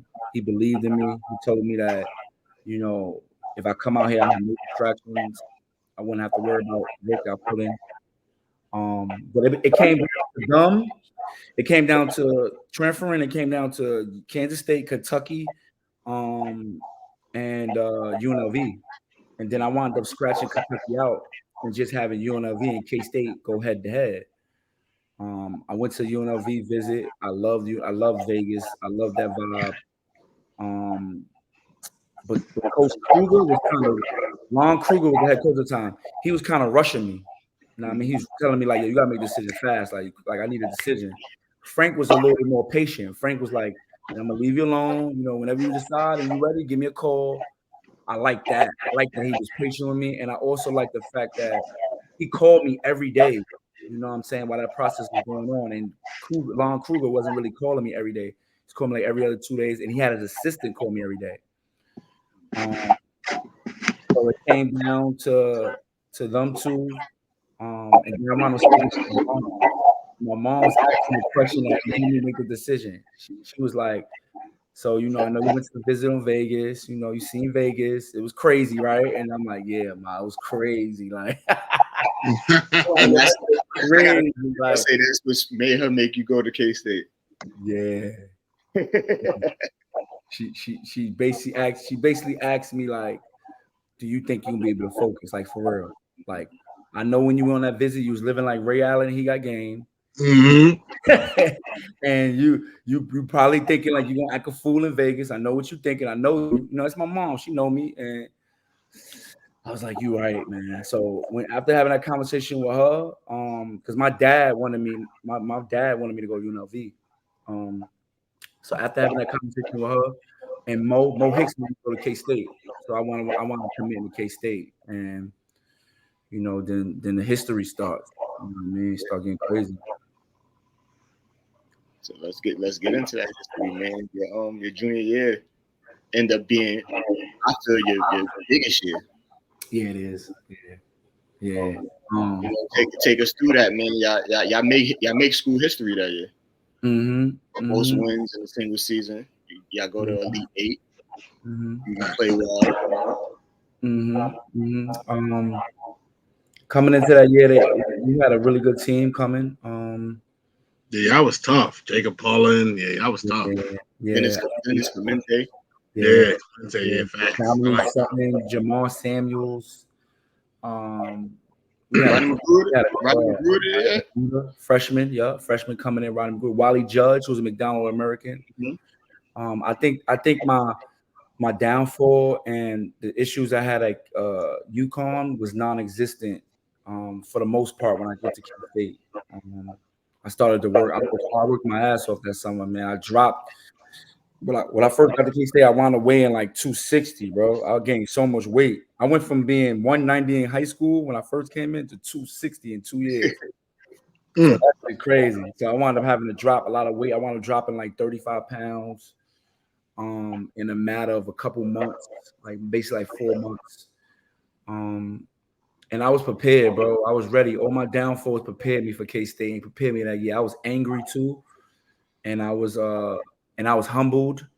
I had a different mindset of the way I wanted this thing to go, and I knew this is my last shot. So the anxiety of that helped me to stay locked in, stay focused. The year I sat out being at K-State also helped me a lot. I got to practice with the team. That summer, Mike Beasley coming back, me playing against him a lot. Shout out to Mike Beasley, me playing against my dog. And that was my dog. I knew him since high school. So him coming from them 2 weeks, 3 weeks he came really helped me too. You know what I mean? Like we played a lot of one-on-ones, played a lot of full court. I got better from that, but I was prepared. And then, Wally Judge, he was a McDonald American. I think that he thought it was going to be easy. You know what I mean? Like, I'm a McDonald American, but I was a big dog too, when we come out of high school. So, and I was prepared. You know what I mean? I was well prepared. We wound up going to Puerto Rico our first few games, losing to Ole Miss, which was a tough loss. But from that point on, from that game on, I knew that we'll be really good. Then getting into conference play, we beat a lot of teams. Beat Texas. We ran up on Texas. We wound up beating a lot of the teams in the 12. Only team that we didn't really beat was Kansas, and that's the reason why they wound up winning the regular season that year. We went to the championship game of the Big 12 against Kansas. Lost to them in the championship game. Second seed. At this point, we top 10 in the country. The second seed. And then we wound up ended up in a tournament, you know what I mean, which was a blessing. Went to Elite Eight. I got to play against some phenomenal players in the tournament. Play against two legendary two out of You had a legendary tournament. Yeah. I wound up averaging like 20-some points, like 8 rebounds, 5 blocks. Like my tournament was crazy. I regret one of my he was a GA at the time, but he wound up being one of the assistants when I left. Lamont Evans from Florida. He was one of the dudes that told me, like, bro, you need to keep the water, bro. Just go. You know what I mean? He had people on his line, agents on his line, telling me, like, Phoenix wanted to work me out. This team wanted to work me out. And I wound up meeting with Frank, and Frank kind of like, yo, nah, you need to come back. Like, I kind of listened to Frank. Me and Paul kind of listened to Frank, which he was right. He should have come back, but looking back now, it was a little different. If you signed with an agent back then, you can't come back. You know what I mean? Come back to college. Where now you could do whatever and you can still come back. That's a fact. I was going to ask you, do you regret coming back at their junior year? Because I feel you should have left. You was on the draft boards and all that. Yeah. Of course, in hindsight, yeah. Yeah, hindsight always 2020. Yeah. In hindsight, of course. But at the time, I didn't think so. I thought that we was coming back preseason top 3 in the country. So I'm thinking that, coming back top 3 in the country, if I do what I'm supposed to do, I can move from being second round to first. This is my mindset. I was preseason All Big 12. I was honorable mention All American in the country. And I think that honorable mention All American came strictly from the performance I had in the tournament. Because I only averaged like 12 points. You know what I mean? I led the team in rebounds, like 6-7 rebounds. I did that, but my numbers wasn't crazy. You know what I'm saying? I was an all league defender. But I think the tournament propelled me to like be one of them guys that people was keeping an eye on. But after the Elite Eight, after coming back that summer, it's nowadays with NIL and having NIL and being able to have all these sponsorships. I wouldn't went through what I went through my senior year, but I got suspended 9 games because of getting caught buying stuff from Dillard's, and I got a discount. You know what I mean? Tank, you know the vibe, Tank. You know the story. Yeah, hell yeah, facts. I remember that shit, which was crazy. Crazy. Like, yo, what the hell? Yeah. Nowadays, it wouldn't have been nothing. You know what I mean? Nowadays, like, yo, person, like, that's like saying you go to Foot Locker, they got a 50% off. You couldn't use that. That's crazy. And nowadays, dealers will probably give me an NIL. Right. NIL deal or something. You know what I'm saying? Like, but I wound up getting caught with that. Got suspended 6 games, and I think that just threw me off. I think that I fell off the boards after that point. And I went through a lot. That year in school. We still want to make an NCAA tournament though. We still want to making that, and we still want to losing in the second round versus Wisconsin. A great battle with my boy John Lore, who went to the Bucks. Bucks.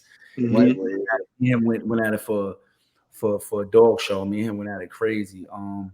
But that senior year, we ran it up towards the end. We beat Texas at Texas with Tristan Thompson, Jordan Hamilton, and them guys. We wound up beating them. I wound up Tristan had my number in the first half. Second half, I wound up having like 15. I had like 2 points in the first half. I wound up having like 13 points, 15 points in the second half, and wound up killing him. And then we ran it up against some other teams. We want to be in Kansas, where my boy Jacob Pullen, he had 39 to beat Kansas. Wilded out on him. So that was legendary time. I played with some really, really good guards, man. I've been blessed, bro, to play with some like really legendary guards, bro. Levance, Sosa, Jacob Pullen, Denny Clemente. They was legendary, man. They was big time dudes, you know what I'm saying? But Pull ranks up there really high for me, man. Pullen is so special, man. And his story, yeah, he was, and he could defend too. He could lock up. Him and Jimmer Fredette went at it my junior year in the tournament, and killed Jimmer, dog. Like when they do all that Jimmy crazy, I used to be like, yo, why they ain't that? No, yo, my boy better than him, bro. You know what I'm saying? Because he wound up locking Jimmer up. Then he wound up just cooking him, you know what I mean, scoring crazy points. Plucked them at half, laid it to like put us up like 10 points on a big time possession because they was coming back. We was up like 14. They wound up making like 2 good buckets and then bring it down to 10. And then right before he stole it from him, they wound up making a big bucket to bring him to 8. And then he plucked them and made it 10. And the pluck was so crazy that you could see the life come out of him. And I talk crazy. So I'm yelling like, yeah, kill him, yo, he's back. Like, I'm wild. We wound up, I'm like, yo, kill him. So we wound up winning that game my junior year. But my sophomore year, my senior year was just crazy because of the 6 games being suspended. And that was a time, bro. It needed to happen. It needed to happen because it made me embrace basketball even more after having that happen that senior year. You know what I'm saying? I started to really lock in towards my pro career. But yeah, bro, my senior year was crazy, man. I wanted to finish an honorable mention all Big 12, even though I missed a lot of games. I missed like 6 games. I still want to make honorable mention. My region, I wanted to make in second team all region for my region. I killed Utah and I killed Wisconsin, so I made second team all region. I had about like 6 or 7 workouts for the NBA after that. The one team I thought that would give me a big shot was Toronto Raptors. They wound up calling me in for 3 workouts. I worked out for them 3 times, so I thought I was going to be ironic that my man Marquise Noel plays for Toronto. Right. Toronto almost gave me a shot. But unfortunately, I didn't get drafted. I went undrafted. But the biggest thing that happened, it was just a bad year. You know, the lockout was going on, so the lockout happened. So no summer league. We didn't have no summer league, and at the time, a lot of people didn't know if they was even gonna have a league, an NBA season that year. You know what I'm saying? So I wound up signing a 2-year deal in Israel for 2 years. So they had my rights for 2 years. And by the time I finished with that, a couple NBA teams wanted me to work out, but for some dumbass reason at that time, I was stuck on I was on some forget the NBA. I was so mad at the world because the past 2 years was just so much politics. I wound up not taking some opportunities I could have had after my 2 years at in Israel for Pro Tel Aviv when I started my pro career. But yeah, bro, it's interesting, key and thing. You know what I mean? Like everything happened for a reason. You know what I'm saying? But people don't understand how hard it is to make the NBA and how hard it is to just be successful as a college basketball player. Yeah. You know, it ain't a lot of people. It ain't a long list of guys that we can name that just has successful careers in college and the NBA. That's why I always think the guys are good. You know what I'm saying? But word, tough, man. I mean, yeah, you have a successful 8-year career overseas. Mm-hmm. You know, you make an all defensive team, and what league was that? The Balkan League, yeah. Balkan League, yeah. You make all Israeli defensive team and first team. Yeah, that's one of the leagues in Euro. Yeah, it was. At the time, it was like number 3. It was the number 3 ranked team right behind Euro Cup. Yeah, so it was one of the definitely one of the Euro League, then Euro Cup, then Balkan League was lit at the time. Yep. Mm-hmm. Yeah, shout out to Auturo. They paid me some good. They paid me some good money. They paid me some good money. Yeah, they looked out for me. Word. Yeah. You know, after towards the end of your career, you retired. You retired a few years back because I remember seeing you post. It was what, 2019, right? Yep, I made it official in 2021. Okay. But 2020 is when it was probably like I was thinking about it a little bit more. 2019 is when I got hurt. I tore my meniscus in Turkey. I had a bad injury. And I played the whole year. I didn't even know my joint was torn as bad as it was until I just couldn't play no more. Like my knee was giving out on me when I was playing.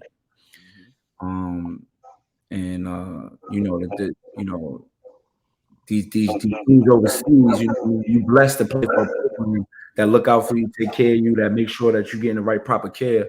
I don't think I got the proper care as I should. I think the doctors also. Well, I know the doctors also lied to me about my injury. They told me that I had a slight tear, but I didn't have a slight tear. I wound up having a larger tear than what they said over there in Turkey when I played court. Yeah, I want to retire in 2021. But yeah, bro, my career was blessed. Really played in France. I played Turkey. I played Philippines. Played in Lebanon. And then countries I touched, I was playing those different places was a blessing too. I've seen Germany. I seen Spain. Seen everywhere in Europe for real. You know what I mean? Seen all the great sights and the monuments of the world. It's a blessing, bro. I missed them days. You know what I mean? Them days was the days that I didn't know at the time that I would cherish as much as I do now.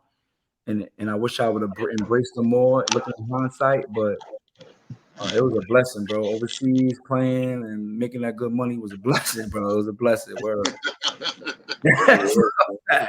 That's a dope experience, man. A lot of people don't get to experience that, man. So appreciate you, dog. Yeah, man, it's a blessing. And now you got into coaching. You found a way to stick around in basketball, man. You got into coaching. You spent 3 years as a graduate assistant under at Kansas State, right? And now you at the University of Texas, Texas Grill Van Raleigh. Yep. How you say right. Yeah, you good. So how's that going for you, man? How's the coaching life going for you? It's a blessing, man. You know, I was at Kansas State for 2 years. Yeah, I was there for 2 years. I was there 1 year under Coach Bruce Weber, who's a legendary coach, Hall of Famer. And then last year I coached under a future Hall of Famer, Jerome Tang. We want to make it to the Elite Eight. I play Coach Marcus Noel, Keontae Johnson. Keontae gonna kill me for saying that. Keontae Johnson. My namesake. Yeah. So I wound up coaching them two guys, Naquan Tomlin, Ishmael Masou, who's from Harlem. My dog, that's my dog. They all my dogs, but yeah, it's a blessing, man. You know, to have an impact on these young dudes and have an impact on their lives, and just take my experience and the things I learned, not just on the court and just the strategy and the logical side of basketball, but also the off the court experiences that I learned and I had to go through helps me, and it makes me a better coach, makes me a good coach. And it also leads the way to just having, you know, gems and positive affirmations and just a whole bunch of other things that I can instill in them and can relate to them. It gives me a lot. My experience gives me a lot. That's my biggest tool is my experience. Besides the IQ and knowing the game, the experiences that I had with the game allows me to be relatable to any kid, and it allows me to also tell them the tools they need to carry in order to be not only good basketball players, but good people, good human beings. And it also helps me instill that professional mindset in them that they need to have when they move on outside of college or while they're moving around in college. You know what I mean? So it's a blessing. My journey, to be honest and transparent, my journey hasn't gone the way I wanted it. You know what I mean? Like the GA was a blessing. It's cool. Being Elite Eight was cool. Getting my master's is cool. I'm ready to be back on a P5 level, back coaching them high level. You know what I mean? I'm ready for that. But you know, God is taking me another route on my journey. He's putting me on this side in order to like learn from the mid-major level, which is I'm now on the mid-major level. I'm in the WAC, which is a very, very tough conference, bro. Conference is tough, bro. You know, this conference is it's some good players here. It's a really tough conference, some great coaches. But I'm ready. I'm ready to have more responsibility, a bigger stage, bigger platform. But you know, I'm enjoying the process. I'm gonna stick with the process, and it's a reason for everything. So I'm trusting God. Yeah, I'm just trusting God and just enjoying each day. I love being a coach, bro. This is like a dream job in a lot of ways. My goal is to surpass what I did with the jersey on. You know what I mean? I want to be one of the greatest coaches that I can be. You know what I mean? Like if I'm blessed enough to be one of them legends that I speak about with the Calhouns, Frank Martins, Bruce Weber's, Tangs, Mo Hicks, you know, if I'm able to be as impactful and successful as them, then I won. You know what I mean? And I have surpassed my career as being a basketball player. And that's the goal. My goal is to surpass that. I didn't really want to be a head coach when I first joined this key. I just want to be associate head coach. You know what I mean? I want to be the second in command. I want to make a lot of money doing this. I want to pack a lot of people with multiple draft picks. I want to be, my dream is to sit there with my suit and tie next to one of my draft pick dudes and give them a hug, cry with them. You know, that's one of my dreams. So, but now as I'm getting older and I'm on this level and I'm starting to get accustomed to coaching, I think I want to be a head coach. I know I want to be a head coach, and I will be one. And when that time comes, it's gonna be lit. It's gonna be a different vibe. You know, I'm gonna bring a different vibe to head coaching that has never been seen before. You know, because any player that has become a head coach, the journeys has usually been, if not NBA, but it has been at a really high level. And I was a high level guy who wants a journey being a head coach. but I'm also relatable to the side of each piece that these players come with. You know what I mean? I've been raised in the Bronx, been in the street vibe, been in the streets. I done, know how it is to be an All-American. I know how it is to be a coach on a high level. I know how it is to be coached by high-level coaches. You know what I mean? I got a lot of knowledge and experience in my mind that's going to make me a really good coach. And who knows when I'll be, but the goal is to be that. And I'm trying to get some of y'all cousins and some of y'all nephews and some of y'all kids, you know what I'm saying? Some scholarships, get y'all own couple visits and all that. You know what I mean? Shit, stuff like that. Key, you already know. I told you. I said, yo, whenever I get this big time job, like I'm basically gonna be paying you on the side to be the recruitment manager. Like you're gonna be before I go see him. He gonna go see. He gonna see him. I always tell Kurt, I be like, yo, Kurt, yo, such and such, he nice, man. Y'all should look at him. When he was at K-State, I'm like, yo, man, if y'all ain't on him already, go check him out, man. And you feel me? I knew the program that I had there, and you feel me? It's dope that you feel me, that you moving up in the ranks of coaching. And I think that you'll be a head coach sooner rather than later. I think that you'll be a head coach. I see it in you. I speak to you almost every day for the past 3 years, and you put the work in. You always work.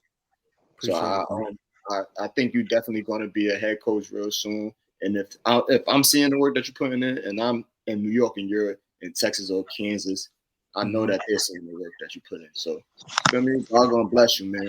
No doubt. Coming from you, bro, that means a lot, man. I have a high respect for your IQ, and your knowledge of the game and your experiences, seeing and also being a part of basketball. And Tank, you one of them, bro. You know what I mean? I didn't know you was like this, bro. You one of them, bro. This is a platform people need because, like, you guys are a mixture of different generations of basketball too, and also your knowledge of the game. Y'all can coincide to make things like work and make things a different look. You know what I'm saying? Like a lot of people that talk about basketball don't know basketball. You know what I mean? Y'all see it all the time. Where y'all two know basketball. Tank was giving out names that I couldn't even remember. You know what I'm saying? Like that's not regular. You know what I'm saying? He know their game, know the style of play they was. And Key, you already know we talk all the time. So, your IQ and your knowledge of the game is beyond just this podcast. I really believe that you have a bright future with New York City basketball, bro. I hope that this platform propels you and helps you grow for people to look for you to be more part of the basketball scene than you are. Real talk. You know what I'm saying? Because I always say, I know y'all stuff. y'all like that for real. I always say if I was going to have a platform or start something, I wanted to bring this outside of basketball. This is my best friend, and we've been, we're two basketball junkies. Like it's times they had EYBL in Brooklyn. We done woke up 8 a.m. as grown men, and we went and sat and just watched all the kids play ball because we just love watching basketball. If we can't play it, we want to be around it. So, this platform is just like it keeps us around the game. You feel me? I like getting people's stories. And I have a bunch of questions that I was going to ask people. Well, I got a question for both of y'all, man. What's up?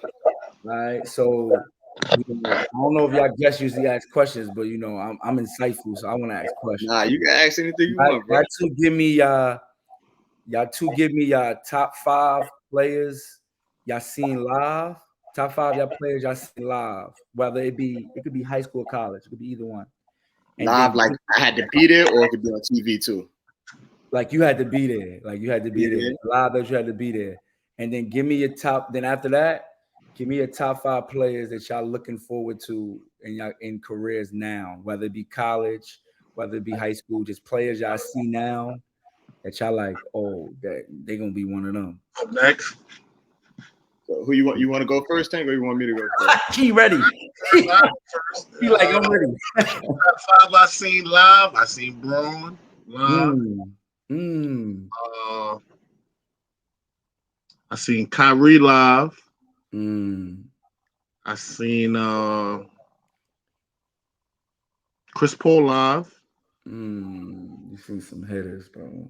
KG live. Me and Keith seen KG live together at the guard. KG, Kevin Garnett. No. He talking about in high school. Oh, high school. Yeah, you can do either or. It's all good. Oh, high school, college, I think he said. That's probably more lit to be high school and college. Then you got to really think about that one, Tank. Okay, I actually just said top 5 live. But that list live is crazy though. You see, I seen those 4 live, and then I was gonna go like somebody I played against. I'm gonna go like for me, like live, Mike Kabongo. That was like the toughest guard I ever had to run up. Like that nigga was tough. ISA. That was a nigga like, hey, who had me be like, yeah, you got to get back into the gym, my boy. Certain shit is a little different. That's a fact. Michael Bongo, ISA, man. The other 5 was what again? Up and coming, yeah. Key actually sold me on Cooper Flag. Yeah, he wasn't Flag. Yeah. The Boozer twin, the bigger one. I think it's what, Cameron. Yeah, I'm looking forward to him. VJ. VJ is home. I like him. AJ, of course. I like him a lot. I think in the pros, his skill set translates the best out of all of them. That's 4, 5. I'm gonna go with DJ Wagner since that'd be the third generation of Wagner. That's 5. Y'all make sure y'all keep that list because y'all gonna in a couple years we're gonna talk about this list. Back to this episode. Yeah, this on me. So top 5 I've ever seen. I seen Mike Beasley in person at the booth. Damn, there's so many. I seen shit. Man, I seen Trey Young in person at EYBL in high school. I seen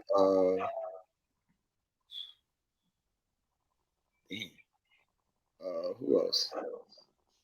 Shit, we seen Tyreek at Manhattan College versus Tyreek Evans. I seen Tyreek Evans.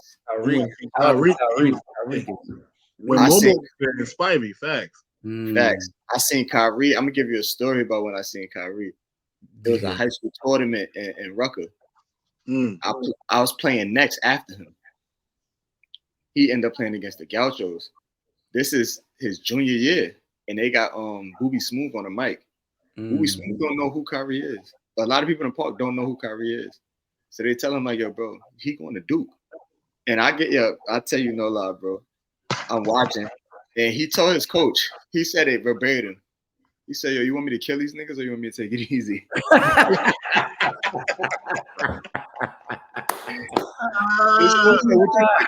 I want you to do? And it was all hell after that. But, they played Meek. They played Meek that game. That's the year that he dropped Meek and all that crazy. That was when Meek was at Rice, but it's crazy they played Meek that game with the Gauchos. Yeah. And 5th,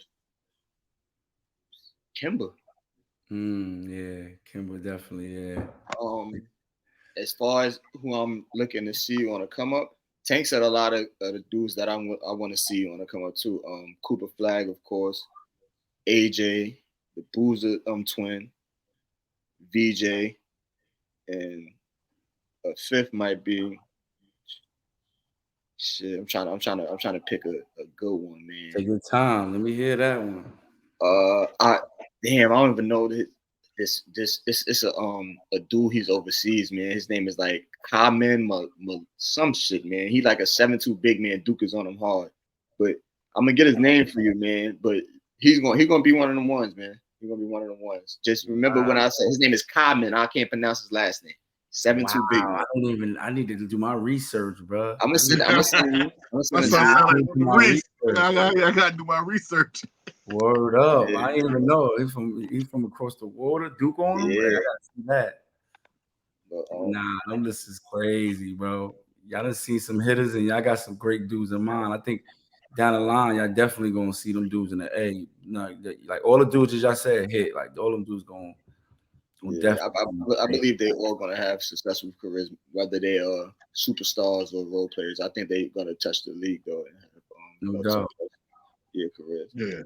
No doubt. Check, you got any more questions before we wrap it up? Nah, I mean, I will say this. Some funny shit. I'm looking on UCONN shit, right? That shit say Queens, New York. I say, yeah, my nigga made the wrong decision right there.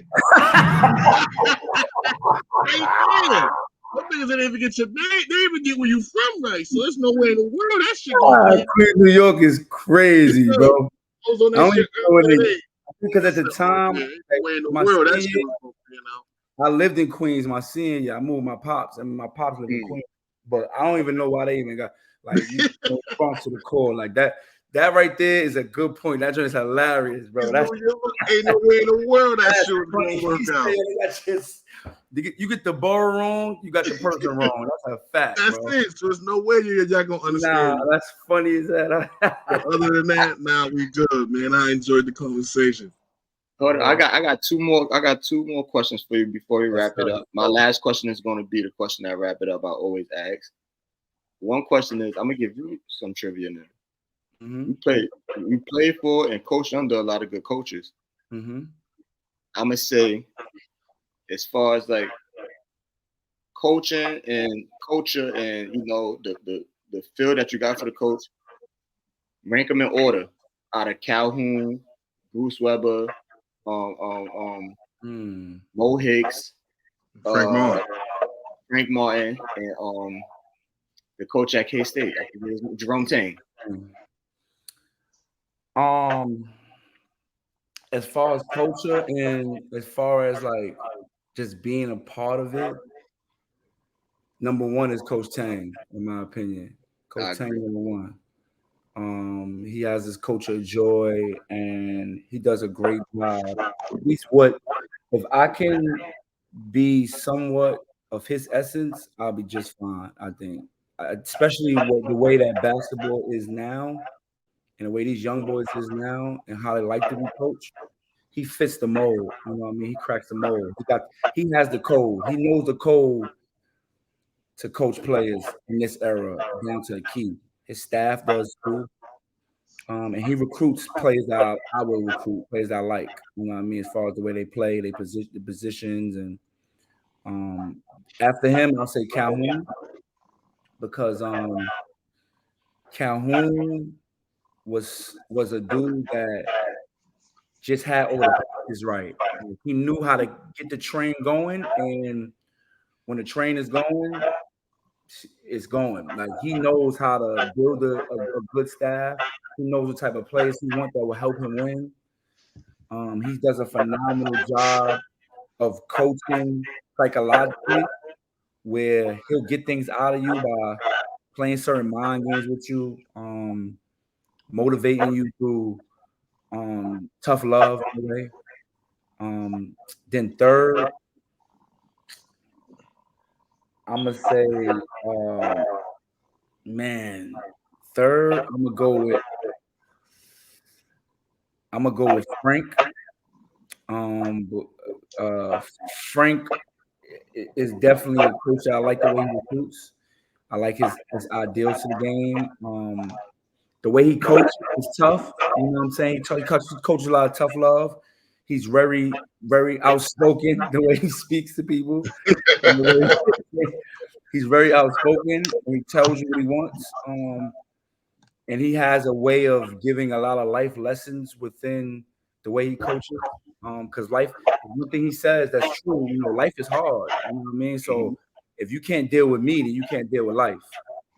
So that's real talk. And then I put Webb at that. Only was with Webb for a year. I love the way he coaches. I think that out of all of them, he's the closest one to being strategy-wise a genius as far as him himself. Because a lot of them guys I named, a lot of my OGs, a lot of them has great basketball minds around them also.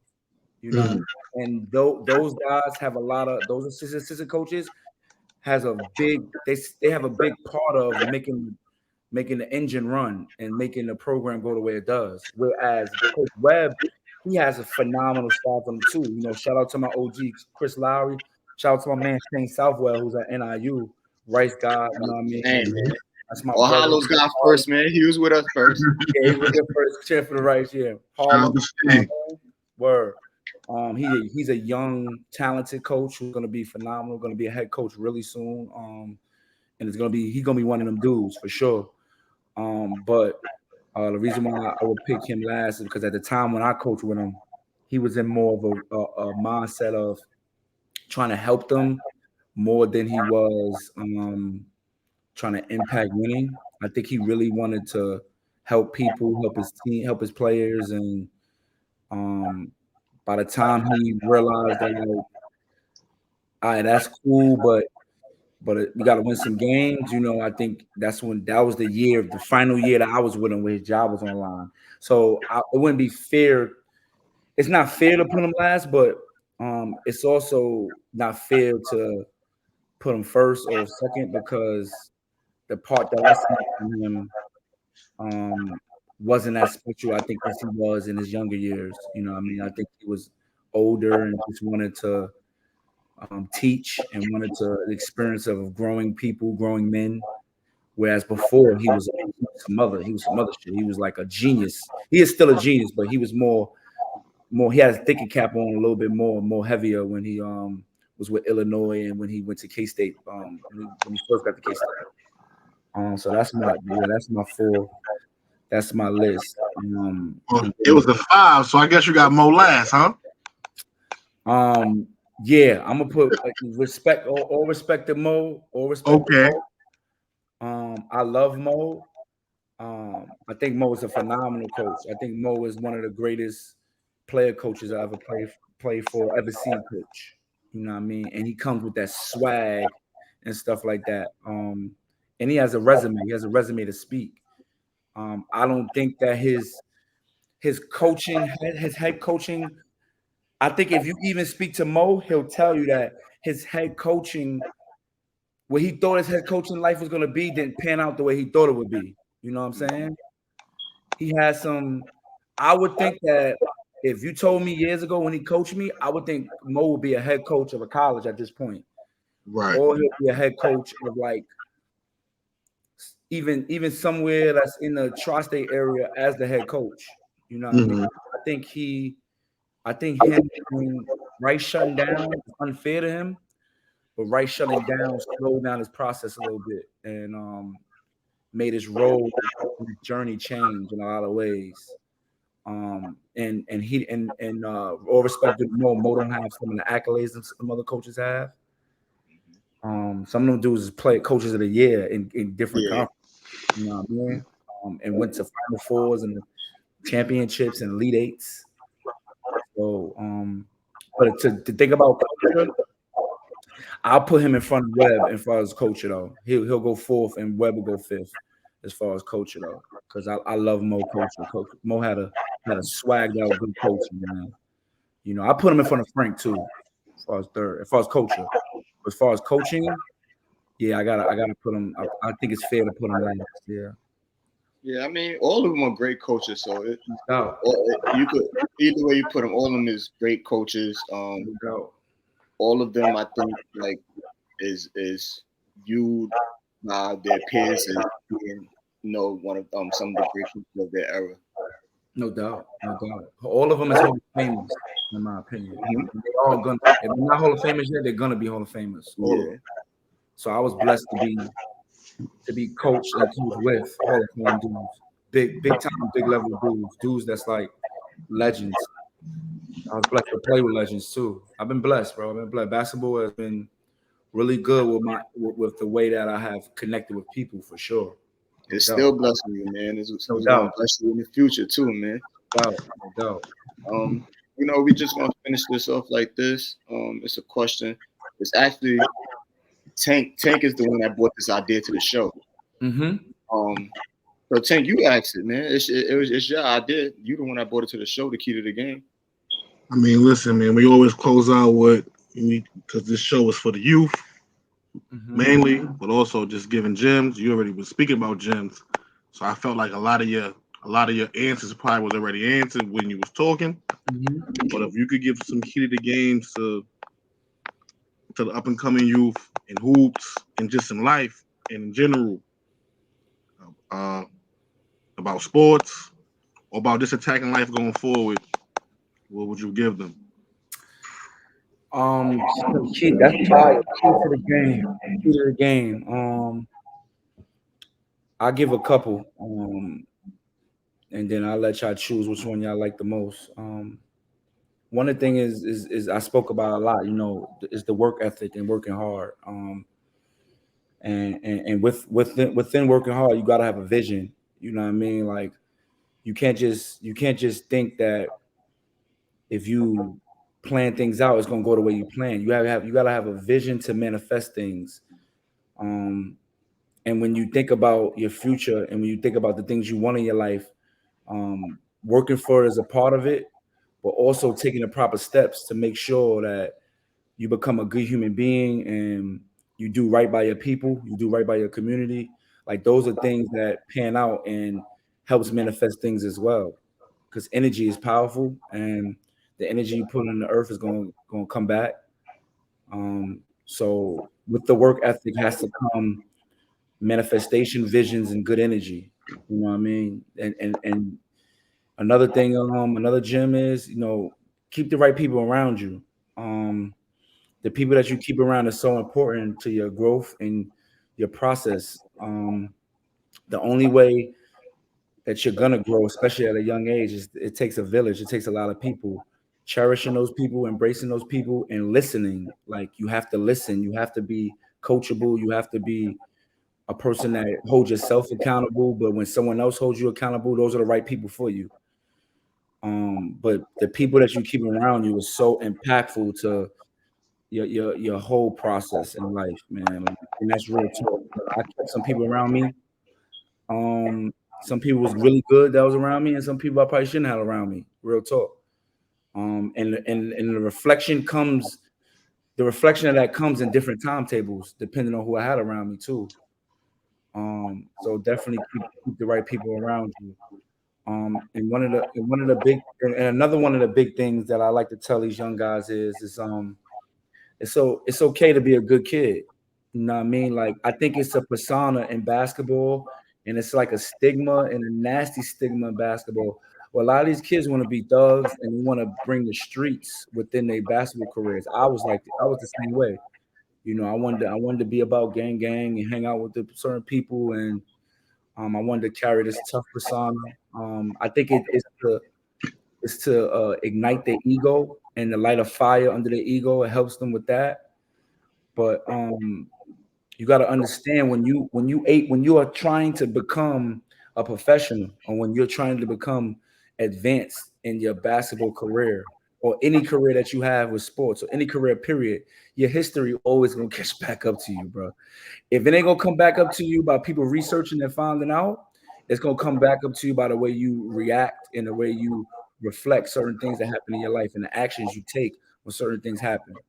So if you want to be the street dude or you want to reflect the street dude, that energy gonna come 360, and God and life is gonna test you with that. And that comes with some downfalls with people too. You know what I mean? You can see it with John Morant. You can see it with a lot of these young boys. You can see it with just, unfortunately, some people that we lost in New York, young boys we lost in New York, gun violence because of the people they hung around and because they wanted to be street dudes. When I was coming up, I was blessed enough at the times I wanted to be street dudes. I had real street dudes tell me, like, bro, we got you. You don't have to be a street dude. Like, that's corny. Like, you could be all about us and gang, but at the same time, our job is to protect you because we know how far you will come and we love you. Those are the right people that around you. So let's try to get out the stigma that comes with basketball with the street mentality. We're basketball players, bro, and we're guys who live a lifestyle that has nothing to do really with the streets. You know what I mean? Even if you from it, even if you was raised in it, you don't have to project that energy just because you was raised in those environments. You know what I mean? The ones that make it and the ones that in the NBA are dudes who put themselves out of the environment, worked hard, and made it so that the people that's still in the environments are no longer in them environments. That's the goal, bro. That's the goal, to get your family out the hood. To want to be hood and try to get your family out the hood, it don't add up. It don't make no sense. So, and lastly, the last gym I got would be, and it's a lot what I see going on with a lot of my young boys now. You gotta look yourself in the mirror every day, man. And if you're not doing what you're supposed to, you gotta keep it real with yourself. And when you do what you're supposed to, you gotta stay humble. You know what I'm saying? Looking at yourself in the mirror saves a lot of people's lives. And not looking at yourself in the mirror is why a lot of the homies we know, a lot of people we know that play basketball did not make it in basketball because they couldn't look themselves in the mirror and say, maybe I need to change. You know what I'm saying? Maybe I need to change my perspective. Maybe it ain't every coach that I'm coming across while I'm failing or while I'm messing up. I looked myself in the mirror when I transferred from UCONN to the K-State. I took a good look at myself in the mirror, and it blessed me. God opened my spirit, and I was blessed enough to take that look in the mirror and understand that some of my failures at UConn is my fault too. And having that accountability wound up giving me different tools and different things I needed in order to become better when I was at K-State. I still failed, you know what I mean? I still have my downfalls, but it's that's all a part of the storyline. It's all a part of your journey. But we have to be able as men, no matter what you do, to be accountable and to look ourselves and understand where we need to change and where we need to be better at. I think it has a lot to do with growth, and it has a lot to do with just gaining the things you want out of life. You know what I'm saying?